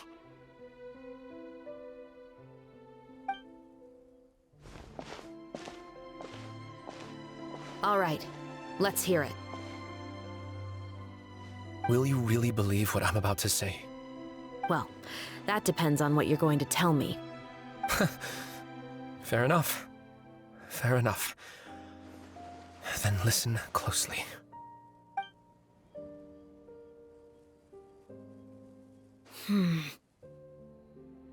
So that's how it's all connected. So, it seems you believe me after all. Do you want me to go public with this? No, of course not. At least, not right now. Then why did you bother telling me? You've read my work. What do you think? Even if you were to go public with all of this right now, he'd simply deny everything. It's been too long. Almost 20 years. Anything that could be used as evidence has long faded away. Even if there might have been a solitary island of truth once upon a time, it has long sunk beneath the waves by now. Justice will never find him. Not if you don't try. I know that as the captain of the Special Security and Surveillance Patrol, you will always stand on the side of justice. But do you really think a cushy life in prison really constitutes justice for him? I bet he could lead an extremely comfortable life in the fortress of Meripede. What are you trying to say? I've been observing you from a distance. Your portrayal of the Musketeer was exquisite. Pull the trigger of justice against him. Let the villain get what he deserves. You want me to let you go so you may complete your revenge? No, Officer Chevres. I know that would be impossible. No. What I'd like is for you to perform the deed on my behalf. Oh, Chevres sure is taking her time. What could they be talking about anyway? Oh, Paimon's worried. What if he decided to attack her? Oh, you do have a point. Still, do you have any idea who the rich person might be? And why the novelist doesn't want us to hear what he's saying to Chevres? Sorry to keep you waiting, you two. Hey, how did your talk go?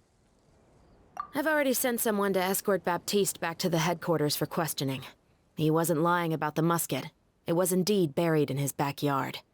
But what about the name? Did he tell you the name of the rich guy? Yes, he did. But for now, I have to return to the Special Patrol. There are still a few loose ends I need to tie up.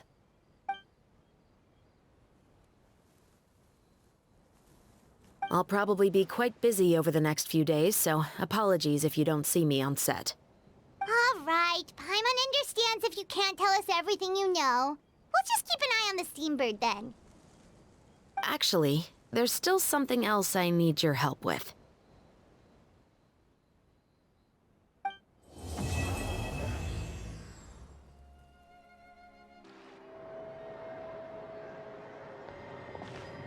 Good morning! Hayaka and I were just talking about you. Is Chevres still not joining us today? Probably not. We haven't seen her either. Huh? That's such a pity. Director Farina said that we've only got a few small scenes left before wrapping up the entire thing. She even said that she'll get me into a couple scenes, so everyone will have a chance to shine in front of the camera. We were also planning on having a victory feast once we're all finished filming. You can join us, right? If only Chevros was here. I still haven't taken a photo with her. I'm afraid that can't be helped. Those special patrol folks are like phantoms when they've got a case on their hands. But to be honest, I'm even more concerned by what I read in the Steambird earlier this morning. It said that the killer in the murder case was none other than the author of the 2 Musketeers. Oh yeah, I heard about that too. He came forward and confessed his crimes, but gave no explanation as to why he pulled the trigger. We didn't know about this case at all when we joined the film. Is it going to affect the reception of our work? From a pure publicity standpoint, this will draw a lot more attention to our film. I have to say, though, that no director can be perfectly comfortable with garnering attention through means other than artistic skill.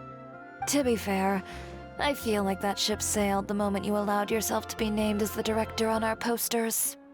It's not my fault that I'm super popular.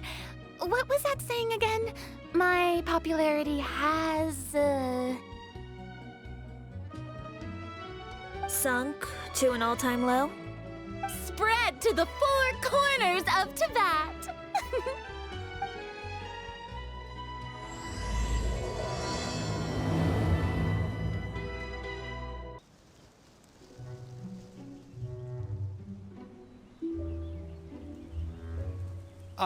Excuse me, everyone. Xavier! Feels like it's been ages since we last saw you. I've been talking non-stop with the Film Association, and I'm absolutely swamped trying to coordinate the film's marketing.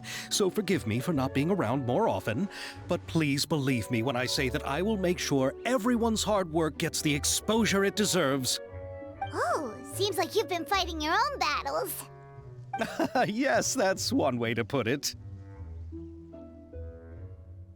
Oh, and before we begin the final round of filming, please allow me to finally introduce you to the original investor of our film, Mr. Morris.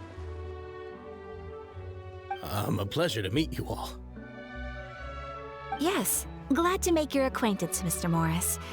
We've heard about the issues you've encountered with your financial situation, and genuinely hope that things have taken a turn for the better. Oh, well, the situation has indeed improved somewhat. Don't worry, Mr. Morris. Accidents and last-minute challenges happen all the time. There's no need to blame yourself over it.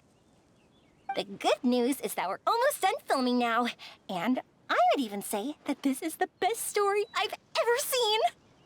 Is that so? I see, that's great news. All right, now that we've gotten all the pleasantries out of the way, let's get the show on the road. We'll mostly be filming typical people and scenery from the streets today to improve the sense of environmental ambiance in some parts of the film. Oh, and there'll be a cameo for Mr. Kamisato and Miss Yoimiya as well. They'll be used to show outsider perspectives on the fates of the 2 Musketeers. That's right. Ayato should be here any minute. Excellent! Then let's start with the scenery shots. Camera and clapper loader, you're up. Yep, we'll be ready. Remember, all we need are some wide zoom shots of the streets. If you happen to find some particularly lovely patches of flowers and grass, feel free to grab some close-ups of those as well. Ready? Lights! Camera!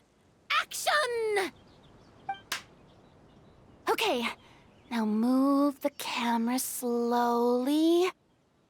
Try to focus on that flower. What's wrong? Just adjust the focal length a bit.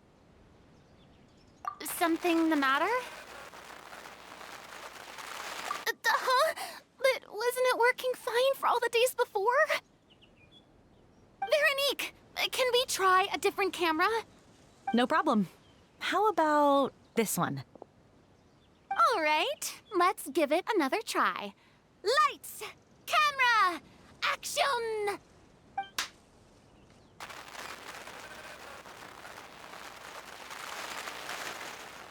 Don't tell me. This one is broken too? Veronique, do we have any other spare ones we can use? I'm afraid we only brought these two today. What? Then go find a workshop to get them repaired right away! Oh, and you too, Bono! Go find our spare camera in the warehouse and bring it back to the set! On it. Greetings, everyone. My apologies for the delay. Is something the matter, Ayaka? It seems like there are some issues with the filming equipment today. We're stuck for the moment. I see. Well, let's not just stand here twiddling our thumbs. Actors, to the makeup booth. We'll start on the next scene as soon as we get a working camera. The people at the workshop told me that the part which holds the lens in place seemed to have fallen off. That's super strange. It was perfectly fine just yesterday. Well, no time to dwell on that now. Let's get back to filming. Ahem! Quiet on set! Places, everyone! Lights! Camera! Action! By the way, have you heard about that recent murder case? Yes, I have. It seems that they've caused quite the commotion in the city. I heard that the chief of the guards is so mad about not catching the culprit that he's about to explode. Oh? I find that quite hard to imagine, considering how he already looks most days. Director, we have a problem. Oh, we're in the middle of a take! Couldn't you wait until we wrapped up this scene? No, Director, our film, all the finalized film that we've been keeping in the case has disappeared. Oh wait, well, what did you say? Mr. Bono, please take me to where the film was kept right away. I'm coming too. No, Yoimiya, you have to stay here. Oh. Okay, listen up. Everyone who's not working on this current scene can go with Bono to look for the film. Everyone else, stay put and wrap up the scene. Unbelievable. How could all these problems happen in just one day? We're back. How did it go? Did you find the film? We found it in the sewers. Huh? In the sewers? Is the film still okay? We discovered it just in time, so we should still be able to salvage it. The others are checking now to see if we lost any specific scenes. Oh, you scared me for a moment there. I nearly thought we had lost everything. I really don't want to experience that feeling of despair again. Okay, but who could have stolen the film and dumped it there? Could it be, some competitors working on other films? But if they wanted to harass us, why wait until the last day? Okay, we don't have time to really look into it right now. Let's strike while the iron is still hot and wrap this thing up once and for all. Yeah, let's finish it.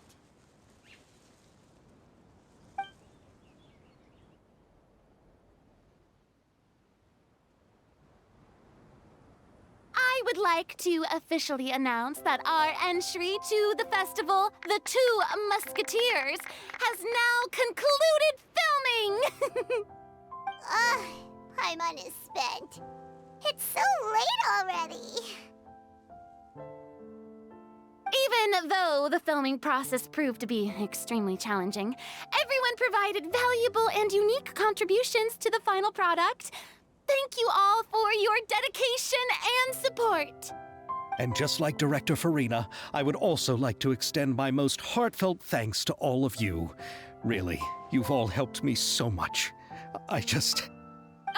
All right, let's save the awards speech for later, and hopefully also get some rehearsals in before the real thing. Anyway, now it's time to party! Let's all make our way to the beach and have a celebration feast so loud and fun that even the blubber beast will want in. Whoa, this place is hopping. Everyone's finally getting to relax after wrapping up the film. Let's go chat with someone. Have you ever seen a fireworks show, Mr. Morris? It's pretty amazing. I'm afraid I haven't, but I'll take your word for it. Hey, Ayato! How's your work been going? Everything went rather smoothly. Thank you for your concern. Ayato told me that we've already confirmed the dates for some Inazuma Fontaine cultural exchange events. So the next time we visit, we'll be doing so in our capacities as the representatives of the Yashiro Commission. Oh, that's great! Then maybe Paimon will be able to find Fontaine detective novels in Inazuma from now on!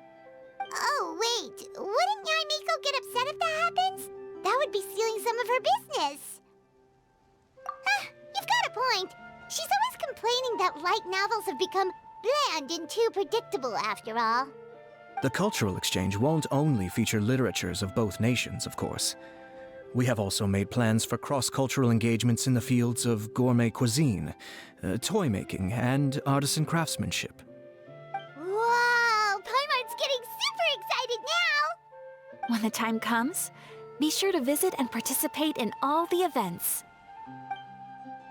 I was thinking, if this film turns out to be a success, could I ask the two of you to stay and be a part of my crew? Of course, I'll definitely increase the pay for next time. I'd be more than happy to, Mr. Xavier. Thank you for the offer, Mr. Xavier. But I've made some plans to go on a journey to the other nations once the festival is over. Is that so? Well, then in that case, bon voyage, Miss Veronique. Please feel free to get in touch once you've returned to Fontaine. Farina! Oh, my darling clapper loader and camera operator. You've both worked really hard. Paimon thinks you worked even harder than us. Honestly, Paimon was getting a little tired of playing with the clapperboard by the end of it. Worst of all, Paimon started having dreams of you shouting, "Lights, camera, action!" into Paimon's ears. The actual dream can't even start until you've yelled that. Hey, if anything, shouldn't I be more grand and delightful in your dreams? We've been through so much together, and that's how your brain remembers me? That's not Paimon's fault. We've just used the clapperboard too much lately. Anyway, what's most important is that we've wrapped the film. I'm pretty confident that we'll take first prize. Hey, no need to mention the official name. Wait, now that you mention it, if we did win the prize, would Farina just get a statue of herself? Come on, I don't need that kind of attention. Xavier can accept the reward on our behalf. But just imagine! Farina accepting the Farina Award and holding a Farina statue. I'm going back to my dessert now. You all can keep discussing that on your own. Chiori! Hey, you two. Are you not really into these kinds of big social occasions? Not particularly. But this is still better than Fontaine Fashion Week. But if this film becomes a big hit, people will definitely come flocking to your shop. Yes, that's highly likely. As long as the film can premiere as planned. Are you still worried about the case? That and all the obstacles we had to face today. You're right. It's as if all our bad luck just manifested at once. But why today of all days? No, it's nothing. We've already delivered the film to the editors, so there should be nothing more to worry about. How are you doing, Mr. Morris? You having a good time? Well, you could say that. Do you happen to know when the party is scheduled to end? Judging by how much fun everyone's having, I'd say probably not until well after midnight. Is there something that you still have to take care of at home, Mr. Morris? Oh, well, I'm just not a late night person, so I might take off shortly. Oh no! Silly me. I almost forgot something super important. Oh, what is it? I prepared a whole batch of fireworks for the party, but I forgot to bring them over from the warehouse. Fireworks, you say? Well, that's, truly a pity. Sorry things didn't go as planned. Could you help me carry them over, Mr. Morris? I won't be able to fetch all of them by myself. Me? Are you sure that you can't find anyone else? I just wanted to make this a surprise for everyone. The warehouse isn't far from here. We'll be there in no time. Pretty please, Mr. Morris. These are some of the best fireworks I've ever made. So I also want you to see them before you leave. They're stunning. I promise that they'll be a once-in-a-lifetime experience that you'll never forget. But... It's okay. Just come with me. If we're sneaky enough, nobody else will see us leaving. All right. The warehouse is right over here. I moved the fireworks there in advance, so it shouldn't be too much work bringing them back. It's still a ways away from the party. Sorry about that, Mr. Morris. It's probably because I'm used to carrying fireworks all the time, so it doesn't feel like a lot of work to me.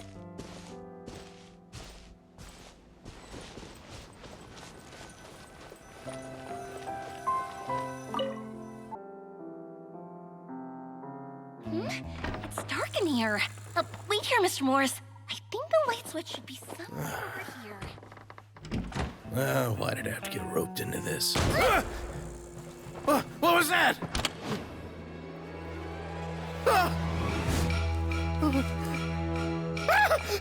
Who's there? Get me out! Get me out of here!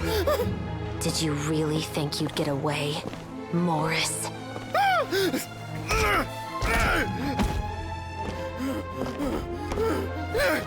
You've got the wrong guy! It wasn't me! I'm not the killer!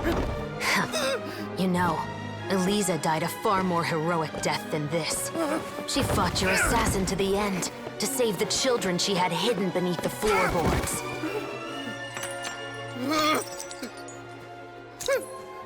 That is Eliza's pendant. The one with a photo of you two inside. The one you gave her. Ring any bells? It's a fake! It has to be! There's no way! No way your assassin didn't destroy it, you mean?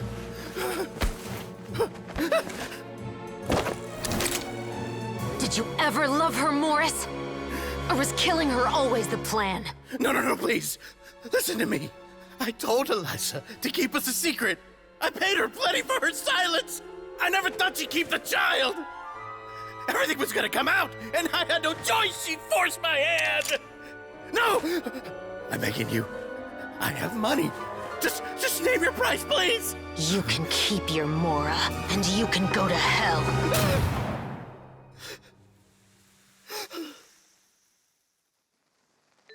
I'm Captain Shovraz of the Special Patrol. Morris, you're under arrest for Eliza's murder. Huh?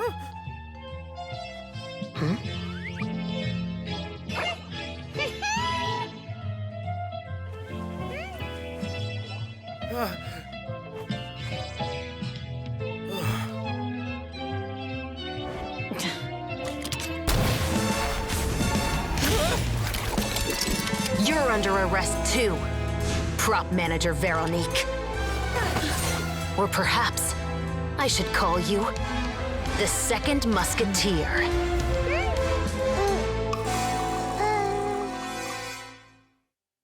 Wait, what's going on? This wasn't in the script. Drop the gun, Veronique. Why?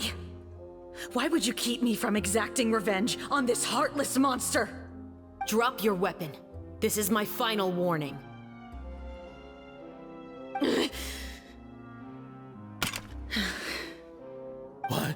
What is going on?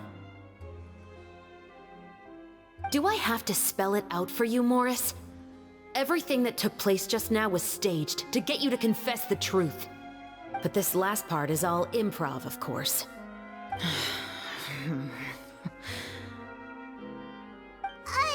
Shivers, you told us you wanted us to help you stage a play. You never said anything about the Second Musketeer. It's It's because even I had no way to confirm my theory until now. Thank you for your performance, Yoimiya. Could I trouble you to go and bring in the other Special Patrol members? They should be on standby just outside. Oh, and please tell the other cast members not to worry about us. We'll be rejoining them shortly. On it!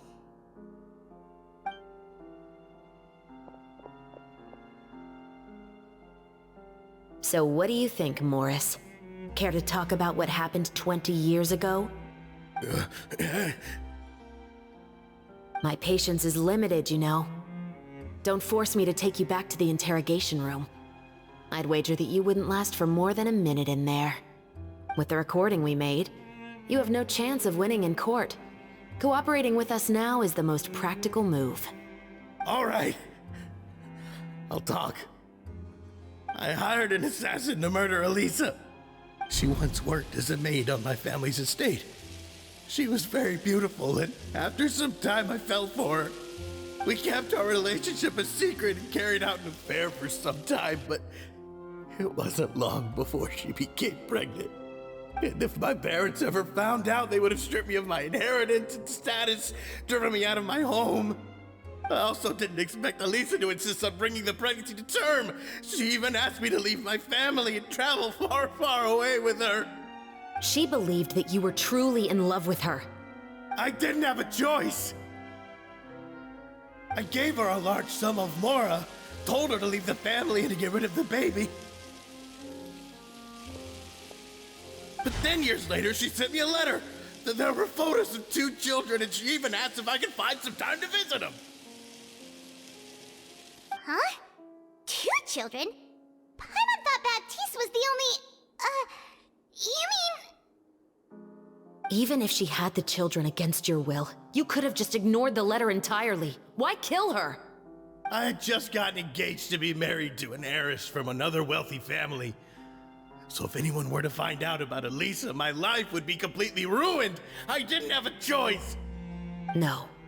You always had a choice. You just made the wrong choice. Again.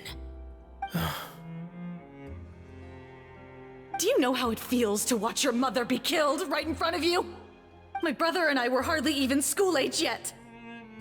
We were hidden beneath the floorboards, grasping each other's hands like a lifeline. We were so terrified that we didn't even know we could ever take a breath. All we could do was to watch Mother try to fight back, and then collapse to the floor. Even after the assassin left, we were still too terrified to leave our hiding spot. We thought that he might come back. It was only until the next evening when we finally climbed out and gathered around our mother.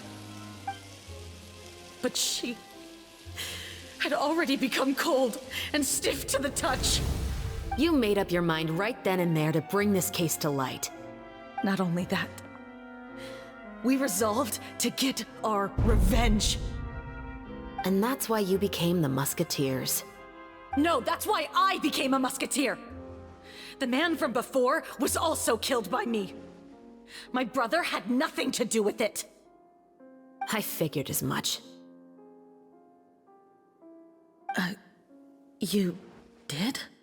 I once told these two that he didn't look like a killer to me. His confession from that night also rubbed me the wrong way. I think what really tipped me off was, how could I not feel a sense of regret in him? Huh? He confessed faster than any criminal I've ever met, but he didn't say a single word about you. He insisted that he was the sole perpetrator in the case. But after the questioning ended, I disassembled the musket we dug up from his backyard, put it in front of him, and told him to reassemble it. Wanna guess how far he got? He had no idea where to even start. He's never touched a gun in his life. Based on that, I determined that he was not acting alone. He only surrendered himself to draw our attention and create a moment of opportunity for his partner. So, I decided to play along. And as expected, the Second Musketeer followed us without hesitation once she saw Morris get separated from the rest of the cast. Besides, why else would he call the novel The Two Musketeers?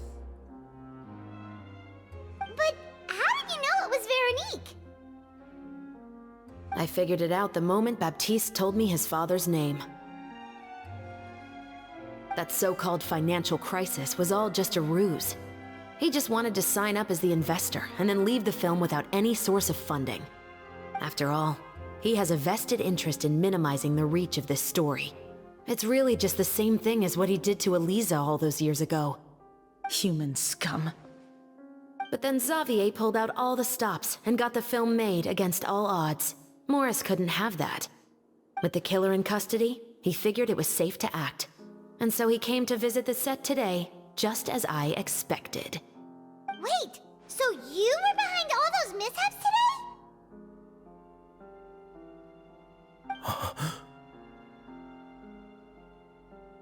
As for the identity of the Second Musketeer, I assumed they'd probably stay close to Morris and look for an opening. And if they already knew that Morris was the film's investor, then that narrowed the list of potential suspects as well. Furthermore, being the props manager would allow the culprit to avoid scrutiny by purchasing mechanical parts in the name of the crew. With that hypothesis in mind, I went back to check Baptiste's orphanage adoption records. Guess whose name I saw on the same page, just a few lines from his. My brother. He trusted you. As in, he trusted me to perform the deed on his behalf? He trusted you to stand on the side of justice. I am. I thought you could do it as well. Oh, the look on your face when you told him to go to hell. I really thought you'd put a bullet in his brain. You know what he has done. Are you telling me that you'd rather see him spend the rest of his life living like a king in the fortress of Meripede? I will never be able to forget the feeling of my mother's cold, lifeless hands. And you would call this ending fair? Is this what you call justice? I won't lie, Veronique. I did hesitate when your brother first told me about the truth. I wondered. I agonized over whether I should really put a bullet in his head. So why don't you? Because that should never be how justice is carried out in this world. Perhaps, to you, justice is simply reciprocated. An eye for an eye, and a life for a life. But everyone has their own understanding of justice. If everyone were to pursue their own definition of it, there would be no more order in this world. Today, you'll kill Morris, and tomorrow, his children may come for you. The world cannot render judgments based on a desire for revenge. That will only lead to a cycle of revenge, as well as the destruction of order and civilized society. Fontaine is founded on a set of laws and a standardized code of justice. That is why we are the nation of justice. But with all that said, I will promise you this. Morris will not lead a cushy life in the fortress of Meripede. Chevros, the rest of the special patrol is here. Thank you so much, Yoimiya. Letelier, Terena, please take them away.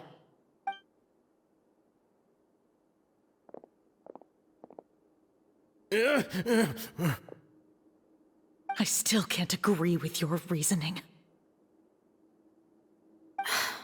I know. Justice has not been delivered.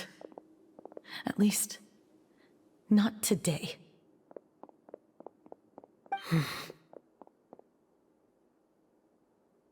Chevros. Let's go. We should give an explanation to the crew. Thank you for your concern. I'm fine. I'm just thinking about the things in life that have driven people to take justice into their own hands. Who would have thought Morris would turn out to be... I'm at a loss of words. How could he have done something like this? I'm just glad that you're all safe and sound. Who knew that such a labyrinth of cases would be behind this story? Well, what should we do now? We have a finished film, of course, but should we still go ahead with the premiere? What do you mean? Shouldn't you be even more motivated to spread the word now that you've learned the truth? Chiori is right. I'd also like more people to see this story for themselves. But the real ending of the story seems to have deviated somewhat from the one in the script. Is that still acceptable to you, Miss Chevreuse? The call is yours. We still have time to reshoot an ending if that's what you'd like. No, it's fine as is. I like what we have for the catharsis. Romanticism is what gives works of art their appeal. Fiction is able to explore means of restitution that could never work in real life. Just like the real world, the world of stories also has its own set of rules and justice. These different possibilities are what initially drew me to reading in the first place. Sounds good to me. I support your decision. What about Veronique? Will she be okay? She will soon face her judgment alongside her brother and Morris. If I had to guess, they'll probably all be sent to the fortress of Meripede. I'll make sure to give Wriothesley a heads up about it. Oh, you mean that kind of heads up? Exactly. Ahem. All right, then the matter's settled. Now that everything's been taken care of, there's no reason for us to keep looking all gloomy and grumpy. Let's get back to the feast and enjoy each other's company. We'll be starting the post-production process tomorrow. You should join us, Chevreuse. You missed the first few hours of the party, didn't you? All right. Count me in. Then I'll wait for you over there. There's still some good news that I'd like to share with Chevreuse. Traveler, Paimon, could you wait for me by the sea after the party ends? I'd like to go on a brief walk with the two of you. Thank you very much.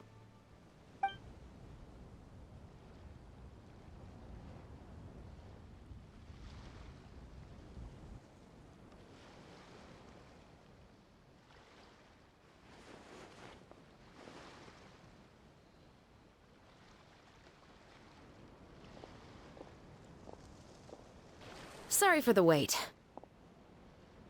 Oh, we weren't waiting long at all. Is there something else you wanted to tell us? No, I don't have anything new to share. I just felt that since you were my investigation partners, I should have another conversation with the two of you.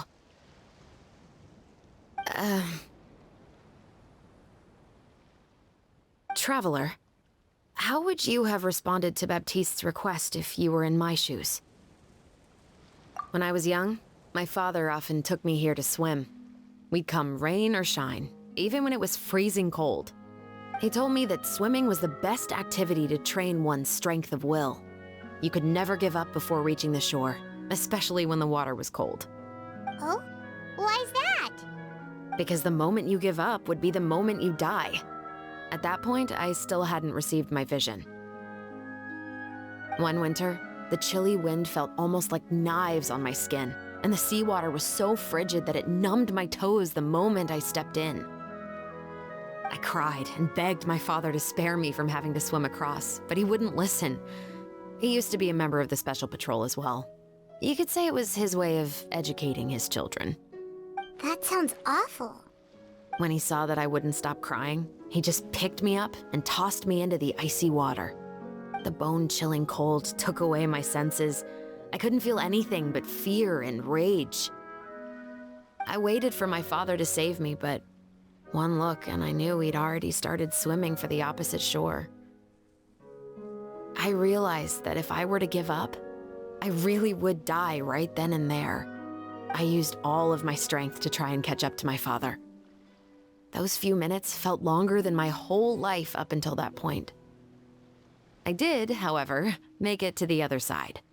I've never felt afraid about anything in my life after that, nor have I ever cried again. That way of teaching would have never worked on Paimon. Yeah, I don't think that was the right method for anyone. It's just that, working now as I am in the pursuit of justice, I still sometimes feel like I've been tossed into that winter sea all over again. The anger and the helplessness. Chevreuse. But the worse I feel, the more I know to never give up. The alternative would be to forever lose myself among the waves. Anyway, how about a race? Neither of us will drown, but we can still see who swims faster. You guys go ahead! Paimon will grab the clapperboard to mark the start of the race. Oh, that felt good. the water, Chevres. You were swimming even faster than Paimon can fly. So, about the Special Patrol. Did you join because of your dad? Partly, but I'd say I was more inspired by the heroes I read about in stories growing up. Oh, so it's due to your love of stories. Of course, it was only after I joined the Special Patrol that I learned that truth is often stranger than fiction. Come on, let's walk a bit more.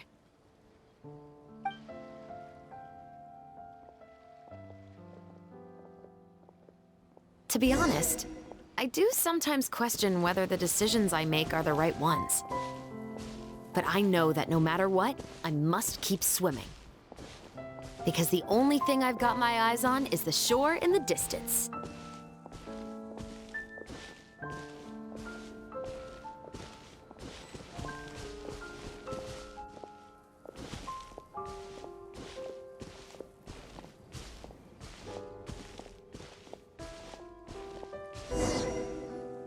Thank you for coming on this walk with me. I feel a lot better after getting all that off my chest. Huh. We're nearly back at Baptiste's house. Huh. You're right. I didn't realize we were so close. He really did plant a lot of flowers. It's just like how he described it in the story. Huh? Wait. Paimon, Traveler, look! The rainbow roses in the garden. They're in full bloom now.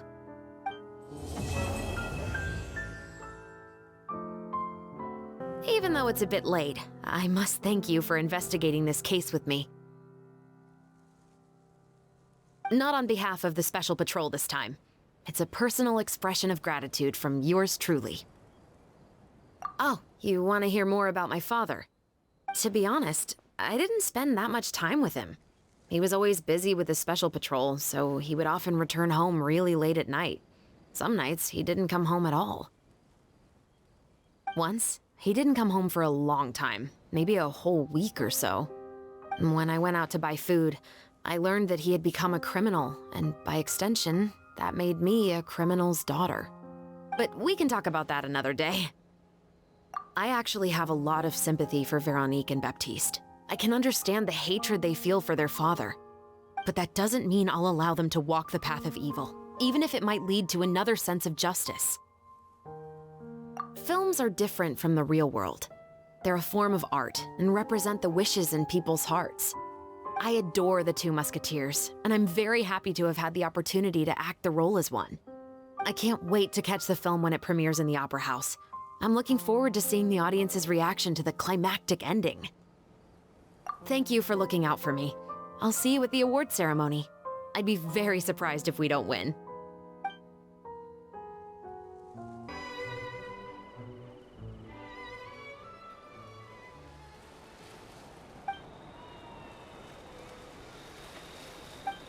Xavier, it's been a while. Hey there, you two! Sorry I've been scarce. I've been buried in marketing and preparing the film since we wrapped post-production. The award ceremony is today, right?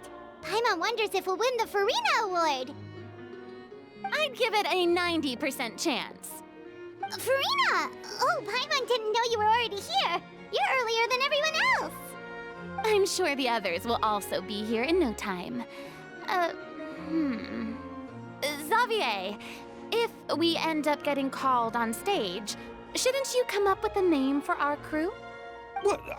But we don't even know if we're going to win. I wouldn't want to jinx our chances by celebrating early. Just open your eyes! Surely you've seen the audience's reactions to our film. We've had nothing but critical acclaim. You've also had conversations with the Opera House's operating staff, right?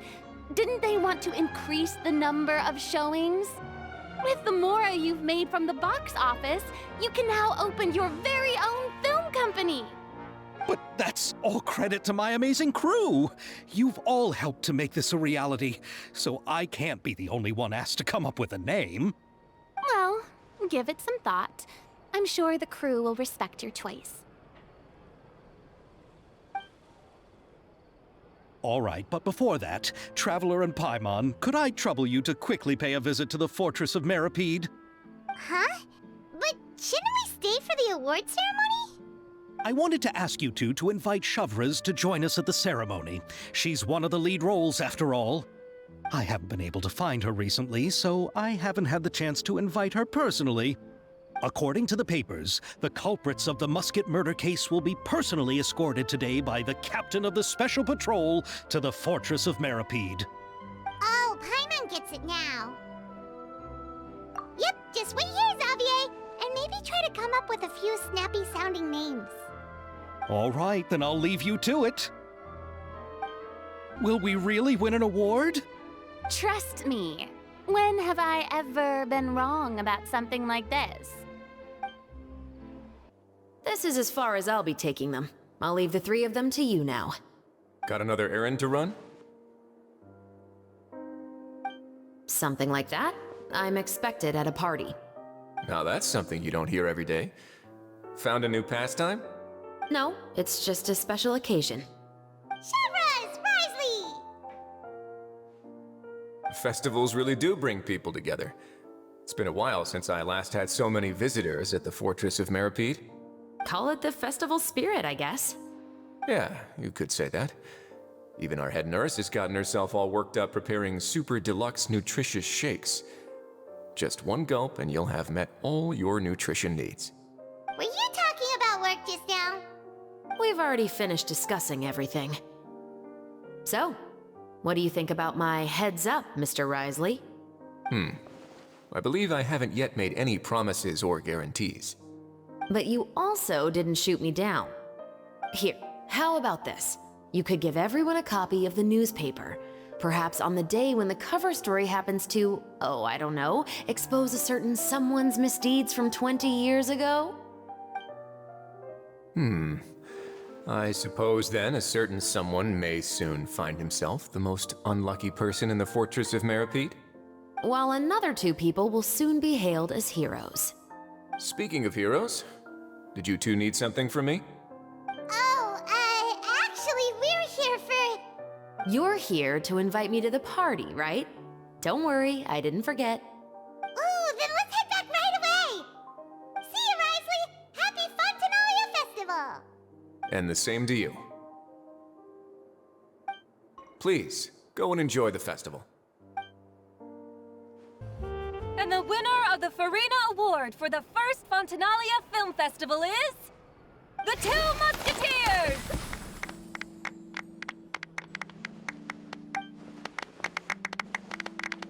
We won! We really won!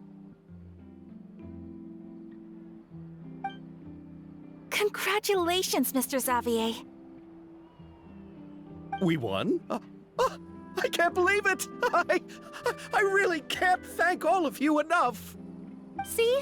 My takes on Fontaine's entertainment industry have never been wrong.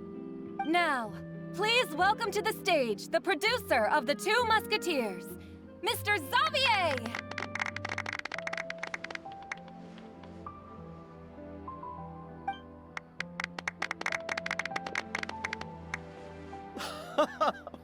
Thank you! Thank you all so much for your recognition and support. While I'm up here, I would love to give special thanks to... Time really flies, huh? It certainly feels that way. It feels like it was only yesterday when you were teaching me to hold a musket. Will you come back to Fontaine again? Of course! I'm very fond of this city. There are so many novel and interesting things that it's been hard to keep track of them all. But how about you? Would you be interested in visiting Inazuma? I can't say the thought has crossed my mind before, but I'd be willing to consider it now. I will be eagerly awaiting your visit. It would be wonderful if you could visit my home and enjoy a taste of our tea and desserts. Yeah, let's keep in touch. Did you accomplish all you came here for? Yes. And you should visit Inazuma again sometime. How has Ogura and her business been? To my knowledge, she's doing quite well. Tell her I said hi. I certainly will. I heard the thunderstorm has stopped. Yes, And the war has also been brought to an end. Peace and prosperity has returned to the islands. I quite like the sound of that. Perfect for hanging textiles out to dry. I'd like to offer my thanks again to the entire cast and crew. Without you, I would have never completed this film, much less had the opportunity to be standing on this stage. With the support of my entire crew, I would like to officially announce our film company, Musketeer Pictures. Woohoo! That has a really nice ring to it. Then in that case, let's please welcome all the members of Musketeer Pictures onto the stage for a commemorative photo. Oh, Paimon didn't know we'd also be taking pictures. Director Farina, I believe you are the most deserving person to raise this trophy. Huh? No. There's no need. It's so embarrassing. It's an honor the director deserves. Yes, I agree. Just accept that you're not getting out of this. Ready, everyone? 3, 2, 1.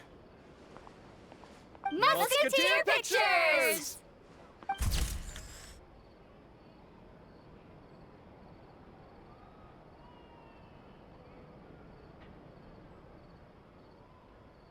Miss Yoimiya, we haven't had the chance to talk, but please accept my thanks for everything you've done over the past few days. Oh, but I feel like I didn't do anything out of the ordinary. I'm very grateful for your assistance during that special performance in the warehouse. It was always going to be somewhat risky, to engage and draw away Morris all on your own. You're only a civilian and have never been trained to act in such a dangerous situation. Don't say it like that. As the director's assistant, it was my duty to help out the crew however I could. It was an honor to help you solve the case. I have to admit, though, my heart was thumping super hard the entire time I was laying on the ground. I was scared that everyone would notice. You did great. Oh, and before I forget, if you ever visit Inazuma, please come and pay a visit to Naganohara Fireworks. I'll make some fireworks for you. I even know what shape we'd make. I'm guessing a musket. Telling you now would ruin the surprise. If you really want to see it, just come and visit me. Lady Farina, please allow me to take just one more photo of you. I would also love to get your autograph, just as a memento of our time together on the crew. Hey, I've had enough of the camera flashes from when we were all up on stage. But, Lady Farina, you are the best director I've ever met! The most photogenic maiden in all of Fontaine! This kind of lively and celebratory setting is exactly where you shine. I believe all photographers would agree. Come, the brightest star of our land! Show us your light! The camera is waiting to sing praises of your beauty! Well, I'm flattered, but... All right, I'll humor you and try a few more different poses. But I don't have to hold the trophy, right? Of course. You may pose however you like. Thank you so much. Thank you so much. By the heavens, my luck has been beyond belief. I'm having a hard time coming to terms with it now. Oh, I didn't expect him. I've been told that this is a beverage called Fanta. I quite like its unique taste. The slogan, a font of refreshment, is rather catchy as well. I'm starting to wonder if I could incorporate it into our cultural exchange initiative. What would happen if we were to add some sprigs of mint into Fanta? I believe this is an idea worth testing. Or perhaps we could even take it one step further and mix in an equal amount of milk tea medley. But for some reason, I suspect that experiment wouldn't turn out well. Thanks to you, the film was successfully completed and the Yashiro Commission secured a collaboration project with the Palais Mermonia. If another opportunity was to arise in the future, perhaps I should take on the chance to act as the protagonist. Or perhaps you think the role of villain would fit me better. Thank you for the well wishes. I will take good care of Ayaka and Yoimiya. I would like to wish you safe travels on your next journey as well. It's you. Is there something I can help you with? Interested in our couture services? Just heard.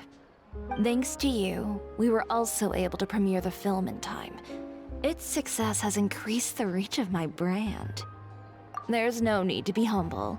You helped Xavier and Chevreuse, and even Kirara's told me many good things about you. They are all my friends. You've done far more than what you give yourself credit for. I am merely a fashion designer. I don't have anything else I moonlight as. But when you run a business, it's inevitable that as you make more friends, you'll also encounter all sorts of thorny issues. You scratch my back, I'll scratch yours. It's just the common sense of business. Xavier's over the moon now that he's actually won the Farina Award. Maybe I'll actually find him in the fountain the next time I see him. The demand for couture at my boutique has also increased. So much so that I don't have enough staff to handle it. Looks like I'm one step closer to achieving my dream. Anyway, you will always be welcome at Chioria Boutique. I would love to see you both again at the upcoming Fontaine Fashion Week as well. Okay, see you around. I'm so glad we were able to complete the film. Thanks for taking care of me while I was here. Really? Thank you. At first, I simply tried to work hard out of a desire to not become a burden to the crew. It would have been so embarrassing if the filming had to stop to accommodate my lack of skills. But Director Farina was both patient and knowledgeable, and Chevreuse and Elaine taught me a lot about the scenes and details. It was all thanks to their help that I was able to grow comfortable with the role. And even with all of that said, I still got a little flustered with praise, especially since everyone, including you, were complimenting me at the end. Yes, I visited many places with Yoimiya in between the filming sessions. The elegant streets, the beautiful flowers and greenery, and the dreamlike underwater world. Everything I saw will shine like stars in my memories. It also brings me joy to think that perhaps you've marveled at those exact wonders as well. It's nothing at all. I don't often have the opportunity to wander out into the world like this. Not only did I make many new friends during this trip, I also picked up many new skills from everyone around me. I will cherish this experience greatly. Oh, and I'm also going to bring some conch madeleines back to the Yashiro Commission as a gift. If we could enjoy them with some coffee, perhaps it'll feel as if I'd never left Fontaine at all. Thank you for looking out for me. Please do take care of yourself during your adventures as well. If the stars align, we'll see each other in Inazuma again.